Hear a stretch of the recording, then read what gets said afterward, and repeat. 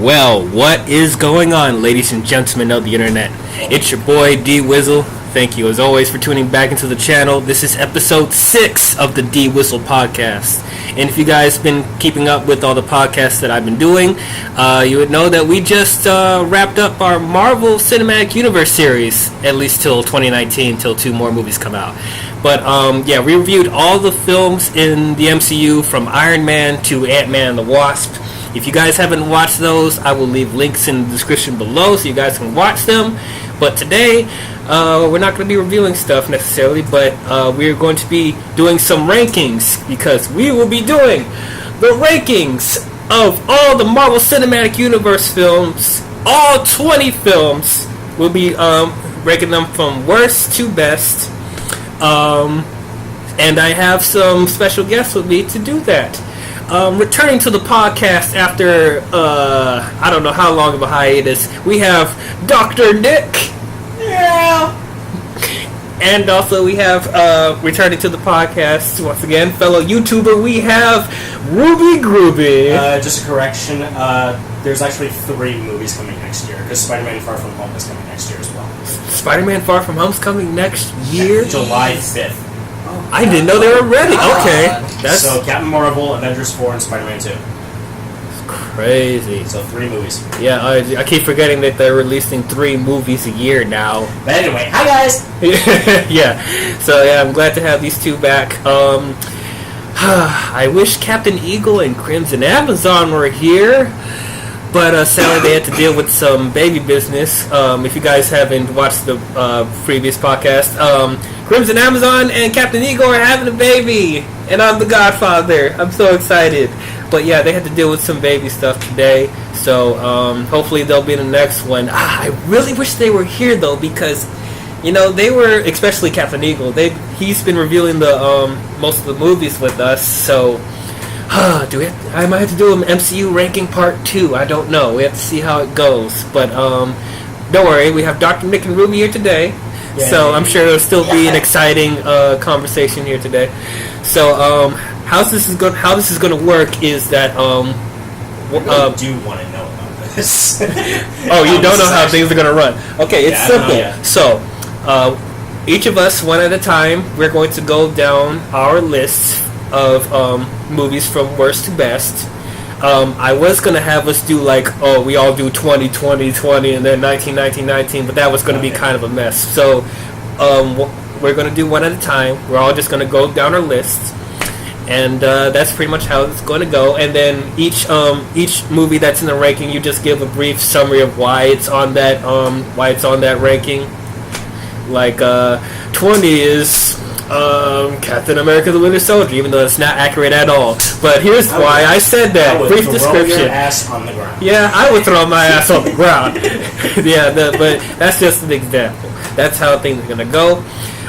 Before we begin, though, we just want to leave a disclaimer. Well, a couple of them. First of all, spoilers.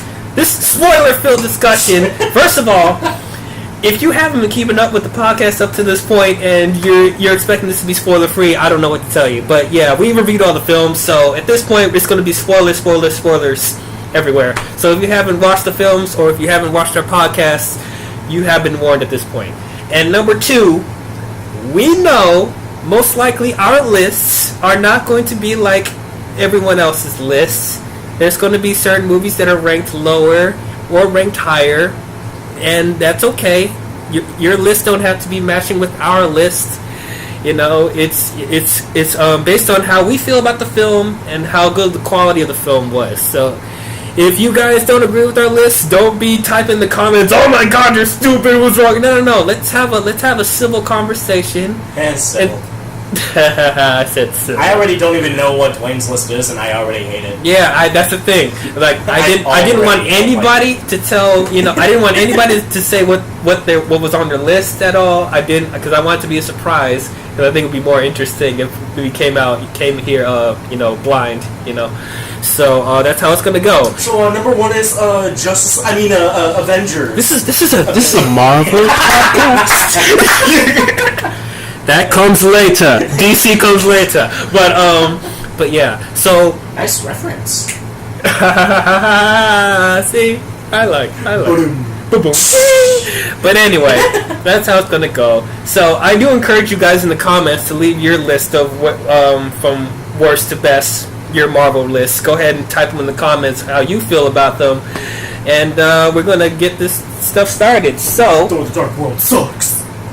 oh, I'm sure you're gonna hear that from Doc. Okay. But I'm gonna go last actually. Okay. Really? Yes, I'm gonna go last. I'm gonna let you guys start because I've been starting this whole time with all these podcasts. So I want to give you guys the spotlight. What, the star doesn't want to star in his own podcast? How shocking. Yes, I'm humble like that. I gotta sit down. Be humble.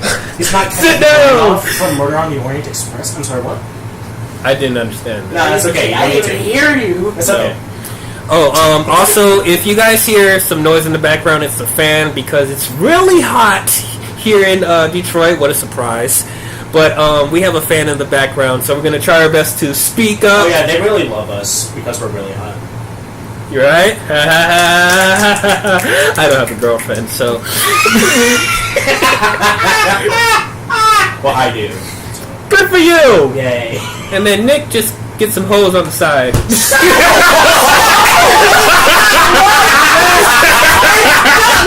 I'm just kidding. That's the spotlight you're getting. We're just kidding. We're just kidding. Doc. That's my fault. I'm a lady killer. I'm just playing. Anyway. Oh, I forgot to mention. If there's a specific list from one of us that you're just dying to hear from, I will leave time slots in the description below so you can skip to whoever's list you want to listen to.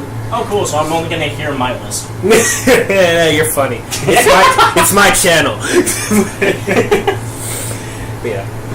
Getting on to the rankings, I'm going to have Doc start us off. Alright, here we go. Got 20. Luckily, I have a poster of all of them. Uh-huh. Does he remember the list, though? That's the question. Fight me. I kick your ass in Smash Brothers all the time. Well, good for you. Anyway, my number 20 is Thor: The Dark World. Uh-huh. Now, if you've been listening to the podcast, you know I've never liked this movie. Even when it first came out, I thought this was the lowest point of the MCU. It's drab. The color palette is drab. It's just dull. There's a very dullness with this movie, which is sad because this is technically the first movie of the MCU to actually introduce an Infinity Stone, or something that will become the Infinity Stone, the Ether, which we all know becomes the Reality Stone.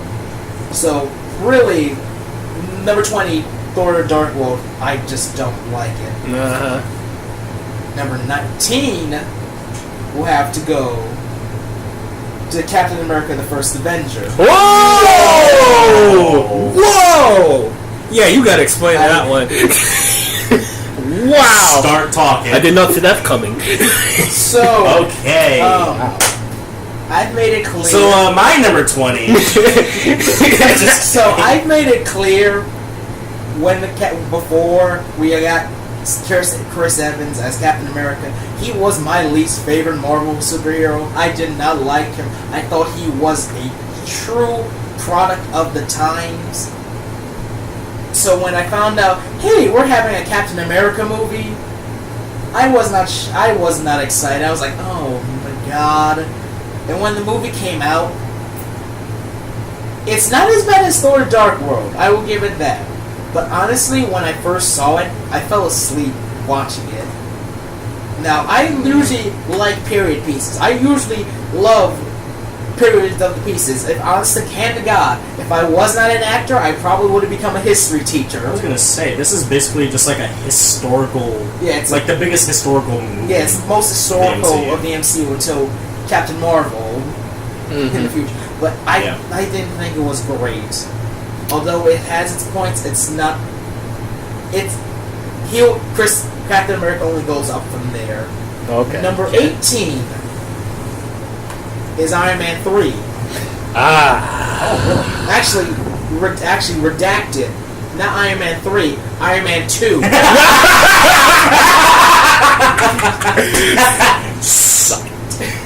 Okay, my list. You'll get to my list. You'll get to my list. Coming off the success of Iron Man 1, how it actually made Iron Man hip and cool, we don't get his highest moments. While we do get some great parts of introducing Black Widow, and we finally get War Machine, which is a great point because I love War Machine. Yeah. Fight me. I know I like War Machine. Yeah. I don't know why Crimson's like so sour on. War Machine's awesome. Yeah. War Machine is a little bit of a mediocre-ish character at start. At the start. But then he starts to grow into a better character. Starting in like phase 2, he starts getting better. Yeah, but it's just everything else is crap. I don't care about Hammer. Whiplash was wasted. It's just tries to hit, like pretty much honestly phase 1. It gets better from there. Okay. Number 17. It's probably what the DCEU is probably going to be like. 17 hurts because I'm a huge fan of this character. Okay. Is Incredible Hulk. Okay. Dude. Okay. I know it's. I can see that. It hurts putting phase 1 so low on the bottom. But I mean, because I remember his Incredible Hulk review, and he gave it like a really positive review. So I'm like, I don't. Yeah. Coming from what we have now to where we started, it's a low point. While I still love the Hulk to death, Dwayne, I love the Hulk. He's one of my favorites. Mm-hmm. The movie's kind of meh. And plus, it also squanders that we did not get the leader ever since that movie. What the hell, guys? You literally have him there! Yeah, it's not the movie's fault, it's Universal's fault. I'm so mad about that, but everything else is just no. Come on, y'all. Y'all got Fast and Furious. Y'all got... Come on, step it up! Pacific Rim. Okay, what... Y'all got Dark Universe. Y'all got Pacific Rim. Y'all got Don't get me started on that. Dr. Seuss and Illumination. You can do without Hulk. Just give it back to us. Doc's looking at me like, what the hell? That's not what am I on? I just lost. You just finished 17. 17. Yeah. 16. 16 is Age of Ultron. Okay. I can see that. I can't, but okay. It's like pretty much my ranking is, except Thor: The Dark World. Most of these I will still be able to watch. They're not complete dumpster fires, except number 20. But Age of Ultron really was not worth for an Avengers 2. Ultron, while I love his design and James Spader's voice gives me weak knees, it ain't Ultron. Like, you put too much Tony Stark in Ultron. Ultron is not that. He's pretty much it's pretty much what Thanos was. He wants mass genocide of humanity. Mm-hmm. But it just wasn't a good sequel. Yeah. It's the Back to the Future 3 of the Avengers trilogy. Okay, I say Back to the Future 2 because that was a mess. Fight me. Back to the Future 2 is God tier. That's a freaking mess. It was God. all over Back the place. To the Future 3 is the black sheep. Real quick. This is the black sheep. One of the many problems of 2. Now, I enjoy watching 2. I'm not saying that I don't like watching it, but when I watched the movies recently, probably last year or a couple years ago, there was a lot of weird stuff happening in Back to the Future 2. It was so inconsistent, but I don't want to get into a freaking rant about 2. Save that for another one. Save that for another podcast. Yes, maybe in an anniversary special. I don't know. 15 am I on or 14? You're on 15. Yay. 15 is Ant-Man 1. Okay. Now, I like Ant-Man. I think he's okay. Yeah, I thought it was pretty good. But I don't think they should have chose Scott Lang as Ant-Man. I didn't either. From the comics, he's kind of a Ant-Man. I mean, you could have chose Hank Pym and whatnot, but comedies ain't the comics. It's a fun movie. I do want to see what it would have been if Edgar Wright stayed after. Don't we all? That would have been amazing, but Hashtag Edgar Wright for Guardians 3. Yeah, that's still going to be a hashtag. That's still going to happen. Yeah. But despite from that, it still is okay for what Ant-Man is. It's okay. Okay, I'm on 13. 14. 14. Wait, what? What is Round it? 14. 14? I'm keeping track. 14. Okay. Thank you. 14. Thank you. Someone's keeping track. Okay, 14 is Iron Man 3. Okay. Okay. I mean, I will have to disagree with the fact that Iron Man 3 is better than Ultron. Yeah, I have to disagree with that also. yeah, well, But I'm going. That's why I'm going to try to defend myself. Again, I say, why do people give this movie a pass? But anyway, go ahead. Being a fan of what they were trying to do, they were with Iron Man 3. I think I even said this in the review. In its review, they were trying to do Demon in the Bottle, and there's no way in holy hell that Disney will ever try to fully do Demon in a Bottle. Even though they have a drunk Jack Sparrow running around, but they can't do Demon in the Bottle. Yeah, I still find enjoyment of it. While there are huge things that I don't like. Robert Downey Jr. honestly saved it. Even he truly does save the movie because, I mean, this has been this is 2013. He still is great as Iron Man. 13. 13, unlucky 13, is Thor Ragnarok. Okay. Oh. That's Well, this is interesting. not Please surprising, but okay. This is a little surprising for me. Now, I like where they were trying to go with Thor, because honestly, I don't like Thor in the comics, how he's, the verily and forsooth. That is dull to me. That is as dull as waffles. What? First of all, waffles are dull. What's your Waffles are not. They are not Have you ever dull. seen Teen Titans go to the movies? Yes, I have seen Teen That's Titans a Go bad to- analogy, I bruh. like waffles. I'm sorry, Pancakes bad are analogy, better. 91% Rotten Tomatoes. Oh yeah, did you guys know that Teen Titans Go has a better critical rating than Avengers Infinity War? Okay, we don't talk about that. It also has a better rating than Justice League. Just saying. Infinity War. Justice League. Infinity War, 84%. Where's Teen Titans Go? We don't care. 91! I shit you not! You can keep going back to Justice League all you want, but you cannot undo the fact that Teen Titans Go has a better critical rating than the 10-year build-up of the Marvel Cinematic Universe. DC boner. Yeah, DC. So yeah, Thor Ragnarok. I like Marvel. Thor Ragnarok. It's just like Ant-Man and the Wasp. Yeah. So, This is an Ant-Man and the Wasp podcast? This is a Marvel Thor podcast. Thor Ragnarok. like I said, I don't like that Thor. I think it's dull. So I'd rather. And plus, I thought it was the movie's hilarious. And plus, I'm a big fan of Taika Waititi. Love the man. I would die for the man. He's great. Mm-hmm. They did something different with him, and to me, it worked.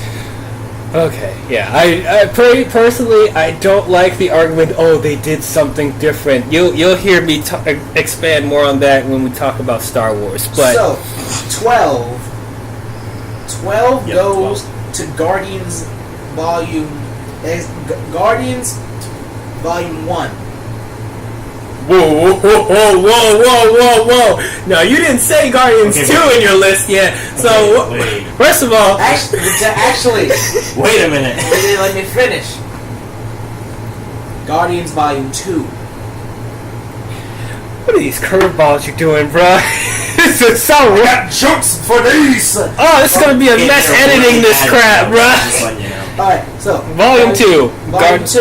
Okay. Okay, that's fine. Wow.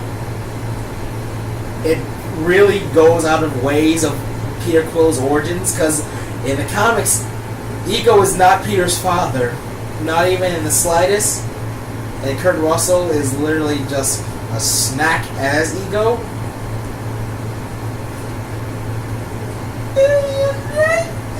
For the rest of the whole movie, because the rest is pretty much mostly on Ego and Peter. The rest is kind of drab, even though we did get the best Yondu scene in the entire for his character. Yeah. The rest was just 11. Okay. I'm on 11. 11. 11 is Doctor Strange. Okay. All right. I can can see that. We did get better Doctor Strange moments in Thor Ragnarok and especially in Infinity War. But his first outing was kind of a little mishy-mash. There are great moments, and plus we're going to get more Baron Mordo. Mm-hmm. But the rest was kind of A&M. Although I do think unanimous decision is the special effects were amazing. Oh, fantastic. Fantastic. Top 10 now. Oh, we're in the top 10. God. Here we go. Number 10, Mm-hmm. Thor 1. Okay. Like I said, when we got Thor, I wasn't the most excited, but literally, they did good with this. Mm-hmm. They did good with how they presented Thor in this universe. And I think we all can agree Chris Hemsworth is Thor. Yeah. Even though Tom Hiddleston did audition for Thor, and while he's Loki now, it's just funny. Wait, I'm sorry, what? Yeah. Tom Hiddleston actually auditioned for Thor, and they did a screen test with him as Thor. You're kidding. I'm not kidding. It's literally, you can find this. Wow. Yeah, he auditioned for Thor, and they were like, he's good, but he's not Thor. And now, I mean, is there anyone else who can we think of as Loki now? So Nope. it's just. I mean, I'm pretty sure there are people that could complain, but some people, like not like 95% of the world's population. I'm sure there's a hidden actor somewhere that hasn't been discovered that looks or acts exactly like Tom Hiddleston's Loki, or maybe better, but we just haven't found him yet. Adam Driver has the looks. I'm just kidding. Adam Driver has the looks. No, he's too busy angsting in Star Wars. But Shut up. Number 9 is going to be controversial. well, you've already kind of been controversial. Number 9 is Iron Man 1. Okay. Okay, explain yourself. It's the beginning. I can see some people having it this low. It's the beginning, but just because it's the beginning, we don't have to have it as a higher pedestal. It's still, it's 10 years old. It still is good. But like I said, with all my phase, you can see phase 1 is pretty low on my list. It's the base form. It's the base. It's the base form. Captain America, the first Avenger at 19. Yeah, it's the base, but they can only go up. I mean. Okay. Number 8 is Civil War. Okay. Okay. Now I'm not upset by it. I could be mad at that, but I'm not surprised either. Yeah. It's not in the top 5. It's not in the top 5. Yeah, wait till Ruby's. Yeah, you're gonna love my list. Civil War. Now, I was already not a fan of Civil War, the comic, because it's reeks of just. That will be another podcast talking about the comics. Oh man, that will be another thing. Yeah, that'll be another thing. Given that this was pretty much the MCU's attempt at it's okay. We did get pretty much my favorite all-time superhero in this movie, played by a god-tier actor, Black Panther as Chadwick Boseman. Oh, yes. That You literally... mean Chadwick Boseman as Black Panther? I knew it. We knew what you were talking about, Doc. We knew. But yes, we get that, and plus we get Tom Holland as Spider-Man, who is the best Spider-Man. Fight me on that. Yeah, go ahead. Put in the comments. No, Tobey Maguire's better. No, Andrew Garfield's better. No, the animated series is better. Who are you ever going to hear somebody say Andrew Garfield is better? There's than Tom actually Holland? people that love Andrew Garfield. Yeah, I bet. Crimson Amazon. But I'm sorry. She thinks Andrew Garfield is better than Tobey Maguire. Seriously. Wow. I would say he's better than Tobey, but he's not the best. Oh, actually, let me correct that, because she thinks Tom Holland's the best now. But at the time, she thought Andrew Garfield was better than Tom. Here's the thing: Tobey Maguire is the best Peter Parker. Andrew Garfield is the best Spider-Man. That's what I said. He's the best. Yeah. But Tom Holland is the best both. Both. That's the both worlds. Yes. Yeah, that's the thing. Anyway, Civil War. Besides that, is the Sokovia Accords is too much. It's pretty much like regular politics. There are too many loopholes in the Sokovia Accords for it. Anyway, 9. No, you're at 7. Thank you. This is why I chose to be an actor. I'm bad with math. This is why you got me. Yeah. Number 7 is Guardians Volume 1. Okay, then. Now, I'm still yet to hear from a certain movie, but go ahead. yeah, yes, pretty much. besides people who were comic fans, no one knew who the Guardians of the Galaxy were. Right. No one knew who they were. It was a surprise to me. It was a surprise. Like, who are they? Yeah, I knew who Guardians were, but I didn't really care for them at all. They were a B-list team, or even C-list. C-list. But with this movie, they are now part of the Marvel pantheon. Like, if you look at the comics now, they take so much from the MCU Guardians that it's really surprising to see. Like, if you look at Peter Quill in comics before and look at him now, it's just different, totally different. Oh yeah. Number 6 is Ant-Man and the Wasp. There it is. Okay. Wow. Now this is what I wanted from the first one. The first one, they felt like they tried to make the shrinking and like, don't do it, like it was like, oh, we can't do that, can't do it now. No, if you have a character who can shrink and enlarge, go with it. Go balls deep with that. Like, have him shoot a Pez dispenser, make that a weapon, or fly, or literally you fly around and use your combat. That's what it did, and plus, Ghost was just a delight. I loved Ghost. Yeah, Ghost was so You remember the Ant-Man and the Wasp podcast, how I talked about Hannah John Kamen? I love her. Yeah, love her. She's so good. She's watching. Call Dot. At this number. No, I'm joking. Number 6? 5. 5. Oh my god. Ant-Man and the Wasp is 6. Wow. We are now in our top 5. Top 5! Here we go! Number 5. Should I give you which movies you still have left? No, I got it. Number 5 is Winter Soldier. Okay. Wow, I expect that to be a little higher, but... No, I could see it. I thought that too. Mm-hmm. He gave it A+. I thought that too, but no.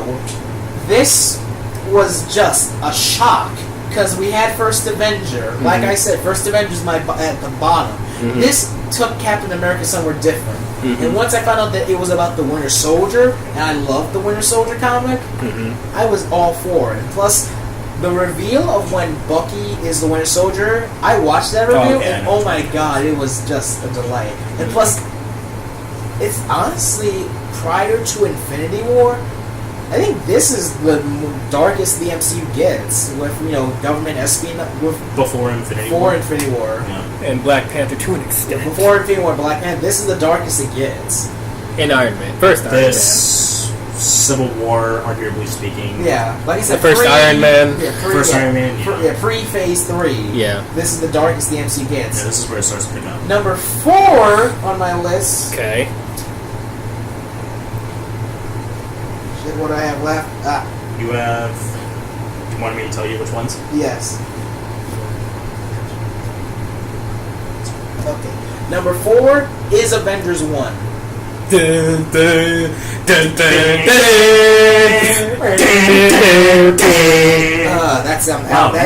that is Alan Silvestri music. I love him. If you don't know who he is literally the man who wrote the Back to the Future theme. How do you not know who he is? There are people who don't know who he is. People don't really keep up with scores. People don't really keep up with people who do scores. Oh, I have a score. I have a funny score story. So, off topic. Back when Doctor Who was canceled during the Sixth Doctor's era, there was pretty much the equivalent of Doctor Who's We Are the World. Called Doctor in Distress. Look it up. It's the cringe. It is pure cringe. And one of the people who played keyboard for that was Hans Zimmer. Wait, what? Yes, that Hans Zimmer. You mean Hans Zimmer, who did Inception, yes, the Dark Knight trilogy? Yes. What other stuff did he do? He has done so much. Yes, Amazing Spider-Man 2. He did He was a part of Doctor in Distress. He did Amazing Spider-Man 2? He did Amazing Spider-Man 2. And BVS. Oh, and BVS. Oh, yeah, BVS. Yeah. And Man of Steel. Yeah. Say what you want about those movies. Those scores were fantastic, bro. Okay, the scores were fine. Scores were amazing. But you're not going to beat John Williams. John Williams. Nobody beats John Williams. Williams. The legend. There's a reason why I used when we did the Last Jedi game. There's a reason why I used John Williams' Superman theme and not Hans Zimmer's. Even though, what's wrong with Hans Zimmer's? Real quick. What's wrong with Hans Zimmer's? I don't get hype listening to that thing. I got chills when they played the end credits and during the flying scene. That's when I got hype. I can't hum that theme compared to. I mean, yeah, you can't hum it, but it still like gives you chills down the line. That's more ambient music than when you think of Superman. That's the theme. But anyway, this is a Marvel podcast. No, this is a Marvel podcast, but anyway, I'm not surprised that Hans Zimmer did that weird Doctor Who thing. You were just talking about Avengers. Right. Yeah. At 4. 3 is Spider-Man: Homecoming. Oh wow! Top 3. The bronze. Actually, I saw that coming because he said in the Phase 3 podcast. Yeah, that's actually where I disagree. Go ahead. Yeah, this is the podcast where we disagree with people's opinions. This is the Civil War podcast. Yes.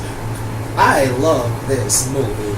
I already said I loved Spider-Man, and plus that it takes from they're using Ultimate Spider-Man as it, which, by the way, that is a great jumping on point. If you want to read Spider-Man, that's a great jumping on point. Yeah, I would say I agree. It is great, and plus they actually make Vulture, who is B-list. He is a B-list. He's a B-list villain in a ridiculous costume. Yes. Oh my! If classic Vulture is cheesy. They actually make him awesome. Mm-hmm. Like they make him awesome. Plus, they also give some Michael Keaton, who is a snack. He is a snack. I will say that. Stellar actor. But yeah, it was just fantastic. I loved it. Yeah, it was great. Don't forget that Easter egg to Miles Morales and the Prowler.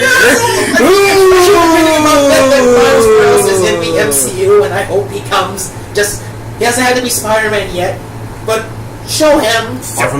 Or if you need someone to be Miles Morales, you gotta. I'm not gonna say it here. There's just some things you gotta do before you audition for that. Number 2. My number 2. Number 2 is Infinity War. Yeah. Okay. Yeah, my number 2 I read this so far. I know, it's so far. People know me, it's so far away. Mm-hmm. While Infinity War is the season finale of... This is part 1 of the season finale to the MCU. Yep. I still love it. It still is just fantastic. I think I don't even really need to explain Infinity War. No. I think unanimously that is pretty much people's either the second place or first place. Mm-hmm. But it definitely deserves that 84%. It does. It deserves. While there are some things that are pretty much no sense. Yeah, there are some things it's not always going to be 100%. Nothing is 100%. Yeah. But it still is great. Plus, Thanos' plan does not have plot holes, people. Right. There are no plot holes. I don't know what people are saying about plot holes. Gauntlet. It cannot create. It can only. Yeah. Now there are some inconsistencies which I'll get to on my list, but not major plot. They're not plot. Anyway, my number one MCU movie. Mm-hmm. Number 1. I think we already know. I think we already know what it is. I read this so far. Black Panther. Wakanda forever. This is gonna be attention. Mm-hmm. Black Panther is my hands down outside of Spider-Man and the Hulk. Black Panther is my favorite superhero of all time. Mm-hmm. Those are my 3 favorite boys. Mm-hmm. We already had amazing performance from Chadwick. And then we get to actually see. We saw a little bit of Wakanda in both Infinity War you saw Civil War and Age of Ultron, which I forget that was Wakanda because it didn't look like it at all. But we see Wakanda, we see how advanced they are, and it's just, and we get a pure Shakespearean, possibly near Shakespeare villain in Killmonger. Some of the best score too. Best score too. You don't remember the scores in the MCU, but this one you remember. This one you will always best remember. Score, best villain, and best costume design too. I have to give costume. I barely talk about costume design in movies, but the costume design, I tip my hat to. Mm-hmm. Just everything. It's just fantastic. Mm-hmm. I mean, there's a reason why I have Black Panther wardrobes now because of it. But yeah, that's my list. Jesus, that was hard. That was hard. Yeah, that's. Oh, Guardians had a cool score, even though they were using music from the old days. But they had a solid score. I remember those. Yeah. But yeah, okay, that's Dr. Nick's list. Whew. That's gonna be a pain to edit. Before we get into it, we have an outlet somewhere, so we can plug in my computer. There's one under there. Charge it. We had to skip 2009, sadly, but that's fine. Skip 2009. Yeah, we had Iron Man 1 and the Incredible Hulk in 2008, and then we didn't get the next one in 2010. Because they were taking their 2010, which, by the way, number 20, Iron Man 2. Why am I not surprised? Number 20 is Iron Man 2. I really feel like, now even though this is at the bottom of my list, I still find it a little bit, sort of watchable. Uh-huh. So that's kind of how you could see how I watch the MCU movies. But that's what I said. That's pretty much how I am. Most of the bad MCU movies are not god awful dumpster fires. Most of them are still watchable, except Thor: The Dark World and Iron Man 3. But yeah, that we'll get to in a little bit. But Iron Man 2, 73% on Rotten Tomatoes. I made sure I got Rotten Tomatoes scores of each movie. Oh, cool. I really do feel like that this movie did feel very much lackluster from the first Iron Man.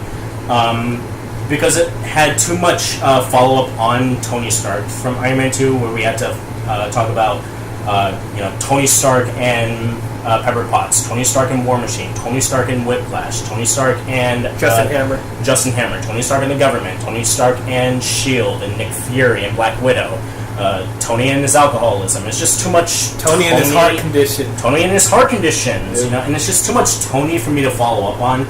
And for me, that kind of really hurt his character for me. So it really just felt like I wanted to see it as more of an Avengers 1 setup, but honestly, I just really feel like Iron Man 2 just felt like it's kind of sitting at the bottom of the barrel for me. Okay. Number 19, I have The Incredible Hulk. Whoa! That's probably not that either. Now, Incredible Hulk, I really do feel like... for those of you who don't know who Sean Chandler is, he's a YouTuber who has an MCU ranking. He actually talks about, when he talks about The Incredible Hulk, about the third act, the final battle sequence, I actually do have to agree with him on that. That final battle sequence is probably the most underrated fight in all of the MCU. Yes. With Hulk and Abomination, you just completely forget about it, only because that Edward Norton starred in the movie, and we didn't really have, and it was done by Universal. But it was made by Marvel Studios. Tony Stark makes an appearance. It is a Marvel movie. So with that being such a forgettable movie, it kind of hits that lower level for me. It's got a 67 on Rotten Tomatoes, but honestly, I would have preferred Edward Norton than Mark Ruffalo for the character, but that's a story for another time. Number 18, I have Thor: The Dark World. Okay. Now explain. Explain yourself. Thor: The Dark World, actually, I found this entertaining when I saw it in the theaters. I did too. When I saw it in the theaters, I found it entertaining, and I thought the feel of this MCU version of the Lord of the Rings kind of felt like I thought that was a really nice feel. Okay. But the characters in the movie kind of is what hurts the movie, and that's probably why it has a 66. Actually, not really surprisingly, but it has the lowest Rotten Tomatoes score of all the MCU movies. Wow, I thought The Incredible Hulk was it. No. Okay. But very much the characters were a little bit forgettable. This probably has the most forgettable villain, Malekith. He absolutely does nothing to harm our heroes ever. Even Chris Redwelson thinks he was awful.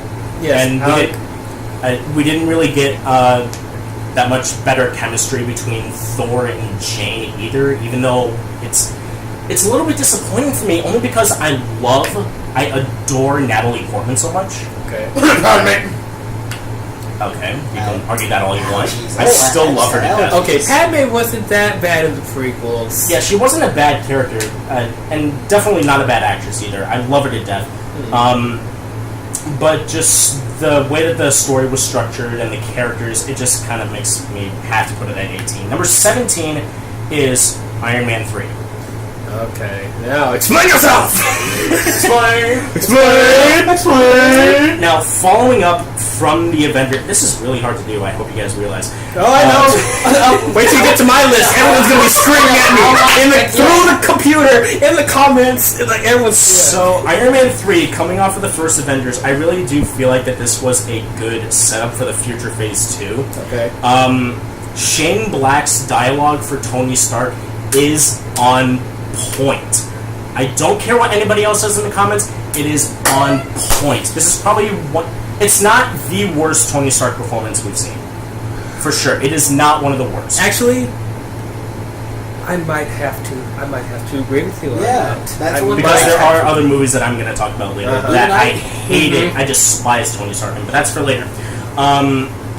The villain I actually don't have an issue with as far as dialogue. I'm sorry. His dialogue is I have a problem with. But as far as his plan goes, I really do feel like they kind of wanted to do the misdirection with the Mandarin and Aldrich Killian. Aldrich Killian. What the fuck? Killian. Who cares? Fuck him. I really don't mind that character swap. I just felt like they would have done better with Ben Kingsley because he was just disappointing. I didn't find his performance all that appealing, and I just found him very forgettable. So, Iron Man 3, number 7. You talking about Aldrich or Ben Kingsley? Ben Kingsley. Oh, interesting. That's interesting. 17 is Iron Man 3. Number 16 is Captain America: The First Avenger. Whoa! What is up with Captain America being so low? Now, this is my explanation on The First Avenger. I love the structure of... This is probably one of the best structured movies of the MCU. I love the story of Steve Rogers and his journey as Captain America. And I personally love Red Skull in this movie. Okay. And I love Haley Atwell, and I love Tommy Lee Jones, and I love a lot of other people in this movie. The problem that this movie has is that it starts to slow down by the time we pass through the World War II sequence. Because they kind of went through a large time jump, and then we just completely forget about what the movie was even about. It was about the story arc of Steve Rogers, but we kind of had to cut that a little short because it's supposed to be a 2 to 2.5 hour movie. But that iconic plane crash sequence, definitely one of my best moments of the MCU. Yeah. So it doesn't really hit bottom of the barrel for me, but it still brings a warm feeling in my heart every time I see it, and it's a very nice, structured movie. Still not one of the best, but, what are you going to do? Right. Number 15. This one may throw you off a little bit. Okay. I have Guardians of the Galaxy Volume 2. Actually, I'm not too shocked about that. From you, after earlier, no. Because I know a lot of people didn't love this film. Now, I have it this low on my list only because James Gunn tried to, from Guardians 1, have a more character-based movie as far as an action-based movie from Guardians 1. Mm-hmm. Guardians 2 tried to be more character-based. Mm-hmm. Now, while that makes for amazing character moments, what the hell is the story about? Who is the actual villain? Ego. Okay, well, Ego, and then there's also that the Sovereign. The Sovereign, who is just annoying as hell. Yeah, they were annoying. Yeah. They had no point in being in the movie. We start right away with Guardians helping out the Sovereign, and we didn't even see how they even met. Oh, they're just like another mission. They're just like another mission, just like, oh yeah, this is what we're doing, by the way, coming off of Guardians 1. So, and it just, I don't know. And the Baby Groot sequences, honestly, as much as people adore Baby Groot, I could Don't you do it! We're gonna lose our fan. We're gonna lose our I honestly don't really care that much of the character.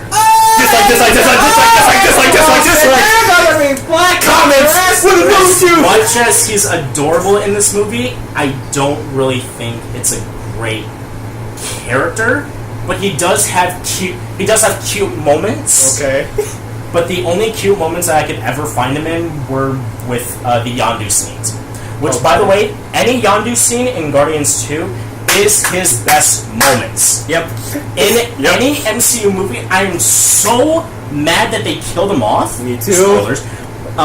Spoilers! But, God, great character. I'm Mary Poppins, y'all! How could you not love that? Yeah. But who wants to see him in Guardians 3? Who wants to see him in Guardians 3? Honestly, just Guardians 2 just kind of felt like the Infinity story, War. He would have been great in Infinity War. The story kind of very much lacked for me, so I kind of really forgot about what the movie was even about. So Guardians 2 at 15 for me. Number 14, I have the original Thor. Now, I do appreciate the fish out of water comedy that they try to do with this movie, as Odin just banishes him from Asgard and he's transported to Earth, and Thor tries to prove himself worthy. I honestly don't really have a problem with it. The problem here is, again, same mistakes from Thor: The Dark World. Character moments. As much as Chris Hemsworth is the Thor that we needed, we just don't really see, like, amazing, like, we could just go back to those moments. Like, you can't really take anything away from Thor. Right. Just the movie. The chemistry is not really on point. The comedy doesn't really work well in this movie. I feel the comedy here is better than Thor: The Dark World.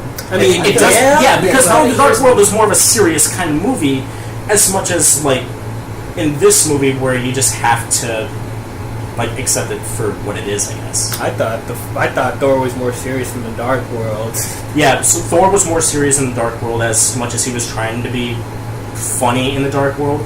This movie kind of made sure that he had a reason to be funny, except it didn't really... Didn't mesh all the way. It doesn't really add up as well. So Thor, as much as I appreciate the story structure, the characters were a little bit out for me.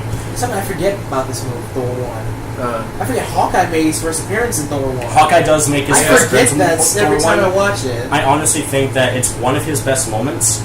Still, I doing think nothing. That Hawkeye Phase 1 is best Hawkeye. Phase 1 Hawkeye is best. Yeah! Fight me! You're gonna get some people in the comments. What are you talking about? Civil War, Age of Ultron. You had a family in Age of Ultron, man! He told Scarlet Witch to get off her ass, man. Number 13, I have Ant-Man. Okay. Now, the thing that they wanted to do with this movie is they wanted to take away the aspect of, we're fighting against intergalactic enemies and we're trying to save the world and all that. This one kind of keeps that a little bit of a lower level and makes it a heist movie. So we kind of we have our character based off of a heist. Yeah. Which I think is a good direction for the character, because I do think that the style for this character makes sense if it's a heist. The only thing that I really don't like about this movie is, there's actually a couple things. First off, it's just characters, really. The first character I wanted to talk about was the main villain. Yellow Jacket. Is very much, it's totally resembles from the first Iron Man's film. Yep. Obadiah Stane. Yep. Ironmonger. You could totally see that, and that kind of makes Ant-Man seem like it's an Iron Man movie, which it's not. Yeah. It's Ant-Man. The second character I wanted to talk about was Hope Van Dyne. Now, I don't understand the hate for Hope. I really don't. She was just annoying to me in this movie, and she didn't really do all that much as far as, like, the mission goes. She just sits in the room with her dad all the time. But other than that, I really do think that the movie is very well-rounded. Now, number 12, we're coming off of its predecessor, Ant-Man and the Wasp. Oh, interesting. Now, I don't have this in the top 10 only because, even though as much as I want to agree with Nick on the fact that this movie does answer the questions that we had after coming out of the first Ant-Man, I really don't in my words, I don't really feel the synergy, the MCU synergy. So it kind of really, it still has what do you mean by that? It has that Ant-Man feel, and it's in the MCU. I've seen it multiple times, and I try to see where people are coming from when they're trying to put this movie in their top 10, and I can't really see that. I don't know. I just feel Are you saying it doesn't mix with the other Marvel films? I really don't feel like it's mixed with the other Marvel movies, only because of the fact that we don't really have time. We didn't really have time for all of the other characters in the Ant-Man series to get used to the Avengers, because even though we've seen Ant-Man team up with Captain America in Civil War, that's not really much to say as far as like actually meeting characters. I mean, you could have that argument with Black Panther. That was the first time we seen them in that movie. But Black Panther, we'll get to in a little bit, but Black Panther actually had a reason to be in the movie. Whereas Ant-Man in Civil War is just kind of like a setup for Ant-Man and the Wasp. This totally feels like that sort of setup. And also the FBI agent in this movie is by far the worst character. Worse than Kat Dennings? Really? You want to say worse than Kat Dennings? The Kat Dennings' character in Thor movies. No, I'm talking about in just this movie. Oh, just in this movie. Okay. Just this movie in general. Like worst character from the movie, not from the franchise. I would actually say the villain's the worst. The Southern guy, not Ghost. I'd rather deal with the. The Southern. Bill Foster? Yeah, I would. No, not Bill. The Southern guy. Walter Goggins. Yeah, I'd say he's the worst guy. I'd rather deal with the FBI guy. I talked about this in our Ant-Man and the Wasp podcast. Don't you think that he looks like someone who could play Phantom of the Opera? Do you see it? Ooh, yeah. That's what I thought too. And also, I do have my two critiques I have with Ant-Man and the Wasp. Who knows? It's high on my list. Right. One, why did we not see any classic Hank and Bill Foster as Goliath? Feel that was a wasted opportunity. I would have loved to see it. There's no time. I know there's no time. I want to see that. Two, why you could have had an opportunity with Hank when he's going into the quantum realm in his suit. You could have done a little bit of. You could have actually used the Yellow Jacket instead of Ant-Man 1. Have his suit look sort of like how he was, because in the comics, Hank becomes Yellow Jacket. Yes, but that implies, if you're going to put in that Easter egg, you're going to imply that he's going to turn to a villain in the future, which I don't want to see at this point. Because Hank Pym, there is no signs that he's going to turn to an antagonist or a villain or anything. That would be against his character, actually. Just like how we were arguing that Michelle Pfeiffer's character, Janet, we would have all been angry if she turned out to be a villain at the end. I would have cried. I would have cried too. Would have been pissed. So she was Pfeiffer's just. Yeah. Now that would have been cool if he went in there with the Yellow Jacket thing, but there has to be a purpose. You can't just have Easter eggs for the sake of Easter eggs. You know. Yeah. Exactly. Yeah. So ultimately, Ant-Man and the Wasp at number 12. I do really love just from the podcast. I adore Hannah John Kamen as Ghost. I just love the casting in this movie. Mm-hmm. This is actually one of the few movies that I will actually accept Michelle Pfeiffer's performance. This and Hairspray are the only Michelle Pfeiffer movies that I will ever accept her as far as being. Not even Catwoman? Not even Catwoman. Dude, Catwoman was weird, man. Catwoman was really weird. Was weird, but that was literally. Catwoman. You know how many people I love. I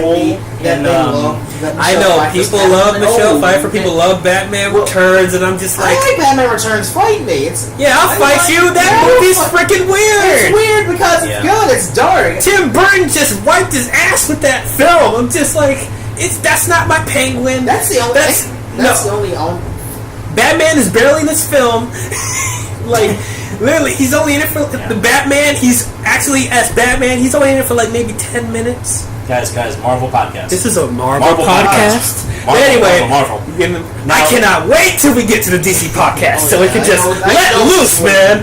Now, 10 and 11. Going back and forth. Films at 10 and 11. I want to be mad about this. I wish that I could tie these movies together, but I can't because I don't like doing ties. I don't either. So I had to actually go back and watch both of those films to see which one I want to put at 10 and which one I want to put at 11. Mm-hmm. And I actually feel completely comfortable with this. Okay. Feel free to disagree with me if you like. Okay. Go ahead.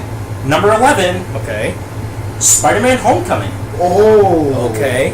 Explain. I feel like I'll be more shocked when you reveal number 10. Now that was Black Panther. Now, Spider-Man Homecoming, as much as the action sequences are there, I don't know. This is... Remember how I talked about in Iron Man 3 when I said that wasn't the worst Tony Stark performance? Spider-Man Homecoming is the worst Tony Stark performance I've seen. Unpopular opinion, the worst Tony Stark performance I've seen. I actually can see where you're coming from. The reason why I say that is because he does absolutely nothing in like the first 2 acts of the movie except help Peter Parker unnecessarily. Or lack thereof. Yeah, lack thereof. Helping Peter Parker form the ship back together, saving him from drowning in the lake, and then tells him, "I'm just taking away the suit because you could have killed multiple people." Oh, and not to mention that he keeps ignoring Peter's phone calls whenever there's an emergency. Yeah, he keeps ignoring Peter's phone calls. Yeah. Well, he's talking to people that we don't get to know. Yeah. All the people that was in that country. What country was that in? I only saw the movie once. I only saw that movie twice. What do you mean? It was that. It was the place where Tony Stark was in that car. He was dressed all snazzy. Middle East. Oh. He's talking to all the Middle Eastern people. He's just kind of like, yeah, I'm just kind of doing my thing. That is just a slap in the face for the character. Yeah, I feel like we're going backwards from the first Iron Man before he learned about his responsibility and stuff like that. It's actually kind of a mix of the first Iron Man and second Iron Man as far as like his drinking problem goes. Yes, but at least like in the first film, he's like that at first, but when he realizes the error of his ways and the stuff that he's caused, he turns into a better person and tries to make up for the stuff that he's done. But ever since that, he keeps going backwards and just going back to the stupid decisions that he's doing. So I see what you're talking about. Now, that's not the only thing that I hate about Tony Stark in this movie. This is actually coming off a little bit of the Vulture, who I actually liked in this movie. I liked the Vulture and I loved Peter Parker. Okay. If you remember Vulture's plan, it's to use the weapons that was used in the first Avengers to essentially take over the world. How? It's not. He wasn't trying to take over the world. Well, he tries to be like one of the most powerful business people in the world, like selling people the weapons from. Yeah. Now, here's my question: why wasn't Tony Stark more like terrified of this? Yeah, why isn't he more aware of this? This is why I say this, because in the first Avengers movie, he was traumatized by this. Traumatized by the Chitauri army in Avengers 1. And this movie is pretty much just coming off of the events that happened in the movie, in a way. Yeah. So why is Tony Stark more worried about Peter Parker as much as he is against the Chitauri? I don't think he knows Vulture. Yeah, he's aware that a Vulture exists. He says to Peter Parker, there are people that handle this sort of Oh yeah, you're right. And so he knows about this. Yeah, he knows. He knows. Remember, Vulture wasn't part of damage control. He was just a guy. He wasn't part of. He was probably referencing damage control, but Vulture was not part of damage control. He was just a cleanup guy. But Tony Stark knows this from Peter Parker. Peter Parker's actually telling Tony they're actually trying to use these weapons to sell to other people, and you're not doing anything about it. You were haunted by this. Yeah, I don't care. I'm only worried about your safety. You're a 14-year-old kid. I'm 15. No, this is where you sit it. This is where you sit it. The adult is talking. And then at the end of the movie, the next time we see him after he takes away the suit from Spider-Man, he just goes off saying, "You know what? I was wrong about you. Here's a new suit. It's Iron Spider." What? Here's a new suit. Here's a new suit. What? How does that happen? How does that happen? I'll tell you how that happened, because we wasted too much time in this film dealing with Peter Parker stuff. We need to set up for Infinity War. We need to give him a suit, but we didn't set that up. No, it's time. We need to put it at the end. We have to put it at the end. We're gonna do it. So help me, it's not gonna happen. It's not gonna happen. He needs a fancy suit. That suit is beautiful, though. That is a really nice suit. It is a nice suit, but why do you just go from I'm taking away your suit till the next time we see you, which is I'm getting you a better, improved suit? There's a reason why Peter rejects the offer. Yeah. Like, does Tony trust him or not? That's kind of what made me question about his appearance in Infinity War, which we'll get to soon. You know, he had to be there because, everyone else is there. Yeah, everyone else is in it except for Hawkeye and Ant-Man. Well, we have a reason for Ant-Man. Yeah, we have a reason for Ant-Man. We have a genuine Hawkeye, we don't have a reason for Hawkeye. Yeah, where are you? Yeah, we'll find out. So, next year. Spider-Man Homecoming at number 11. God, Alright. that took forever. Yep. Now, top 10. Yeah, top 10! So, number 10, this is the other film that I was talking about, competing with Spider-Man. Number 10, I have Doctor Strange. Oh. Huh. I know. Just- Amazon is probably. Just go ahead and Yeah, process that. Crimson is going to process that. eat you alive. And then let me sink this in for a second. Wait a minute. You Doctor Strange. You is think better than Doctor Strange is better than Spider-Man? That's okay. Can we just realize we can say this? We can say we have a Doctor Strange movie that's higher than a Spider-Man movie. That's a weird. I never thought Doctor Strange would even exist in a weird film. combination. That is have a good movie. Yeah. But the reason why I have Doctor Strange above Spider-Man Homecoming is that the visuals in this movie are top notch. Compared in competition with any of the Avengers movies, this probably just taking out any of the Avengers visuals, this probably has the best visuals of any of the MCU movies. The best visuals. Yeah, I can see that. Because of the twisting buildings, The trippy magic portals and it's like the dimensions. inception of the MCU. That's that Jack Kirby right there. Yeah, That way well, we Jack miss Kirby. Jack May he rest in peace. We miss you. Now, Doctor Strange is a little bit more of a Iron Man character in this movie in a sense, only because he's kind of this cocky guy who He's says, pretty much. yeah, I can do all these cocky things and everybody knows it. Yeah. But then he gets kind of what he I would say what he deserves with that deserves. car crash.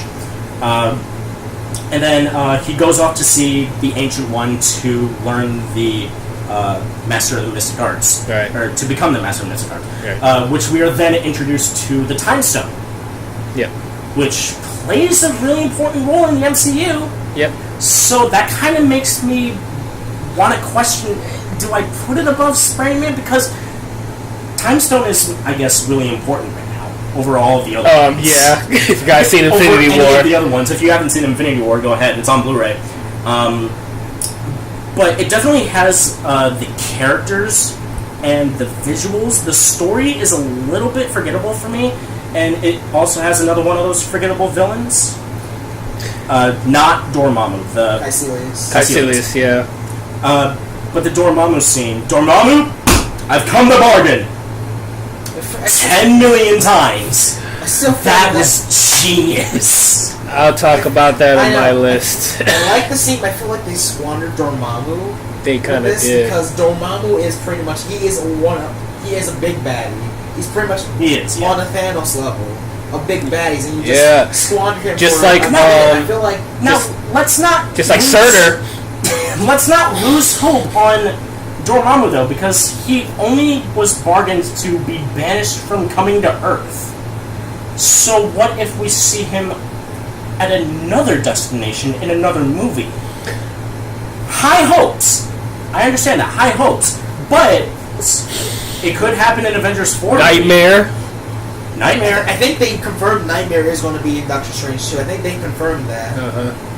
Oh, I just thought it was something else. So, yeah, Doctor Strange at number 10. Go ahead. So we know Fox is now part of Disney. Disney is about Marvel. They already bought Marvel. Disney bought Fox. Fox. Yep. So we know that in the future, Fantastic Four and the X-Men are coming. Yep. What if they do Galactus in the MCU? I just thought about that, and he's not a spinning cloud. It's not a cloud. I'm just picturing Galactus headpiece and all looking. Yeah, he looks a lot like Oh my Dormammu. God. So I'm just That like, would be. I just thought about that. both purple. There's a lot of purple in the MCU. Purple. So, number 9, Thor Ragnarok. Okay.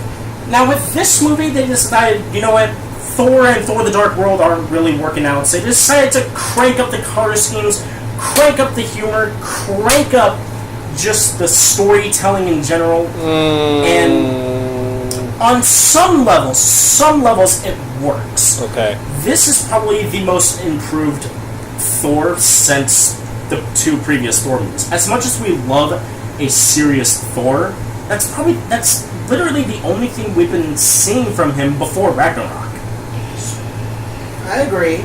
So in Ragnarok, they wanted to kind of like go a little bit of a U-turn, because ultimately I really feel like they didn't really know what to do with the character before.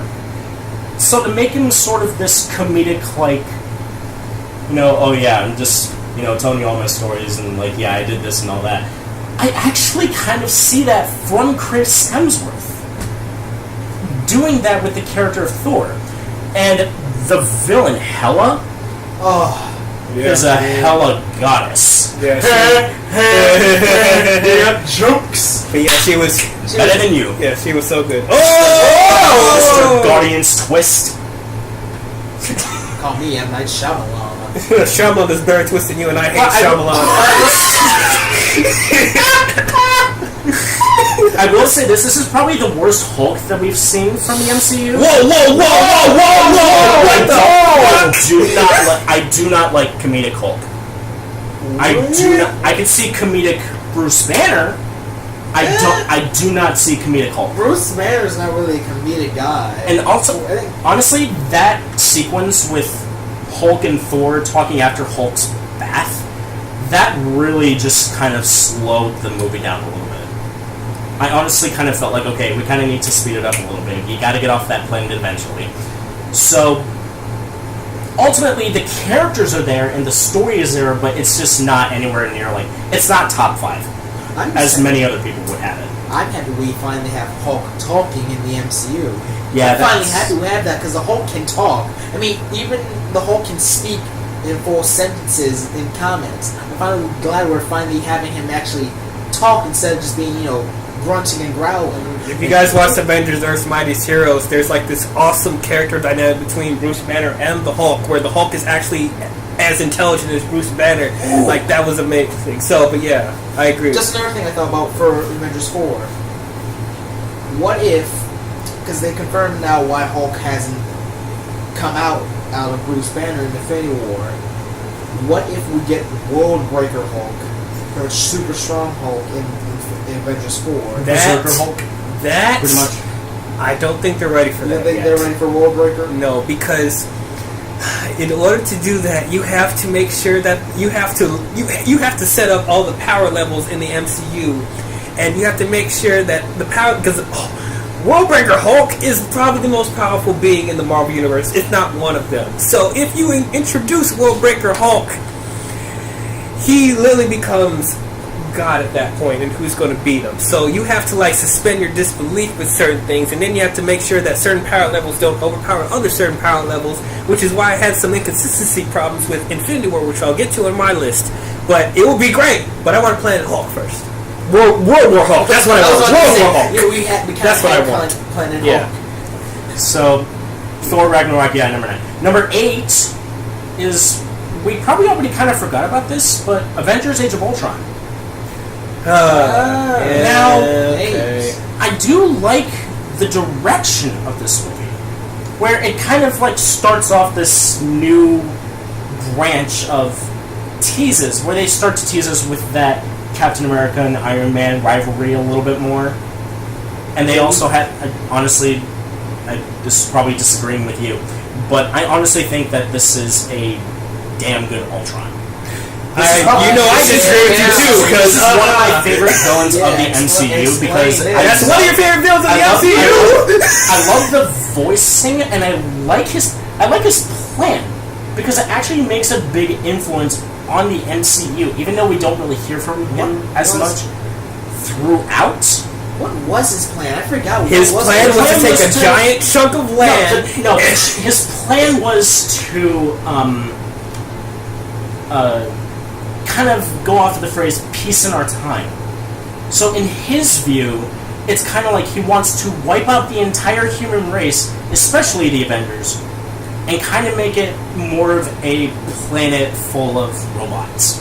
Which that is I mean, that is the Ultron's plan. So he's basically plotting world extinction. They did nice Ultron, but they didn't just. So I'll talk about it.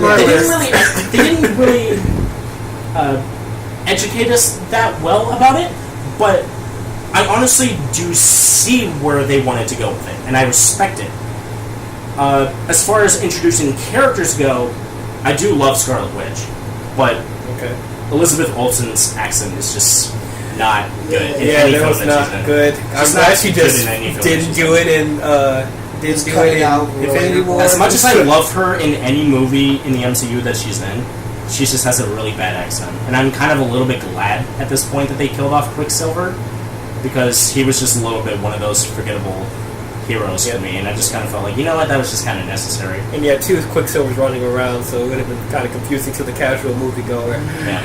So, Avengers Age of Ultron, number 8. Number 7 is the original Iron Man. Okay. So, it's higher than his being at, what, number 9?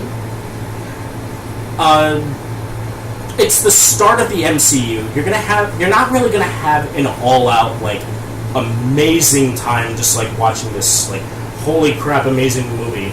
As much as we want to have that, we can't all have great things.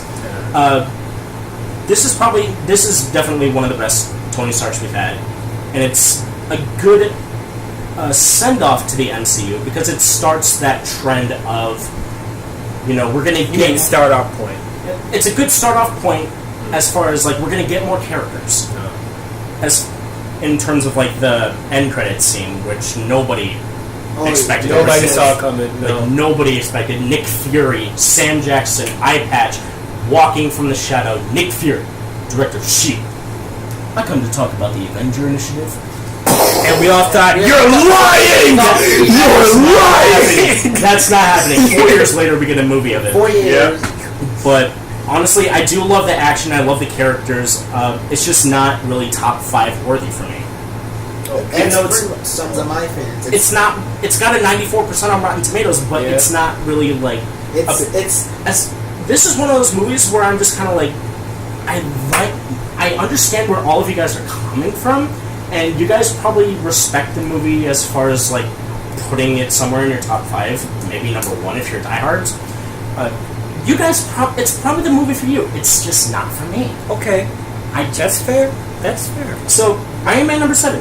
That's personally how I feel. It is in the top 10, but not a top 5. That's how I feel about it. So number 6, Nick might be a little bit upset about this one. Hold on. Black Panther. Excuse me!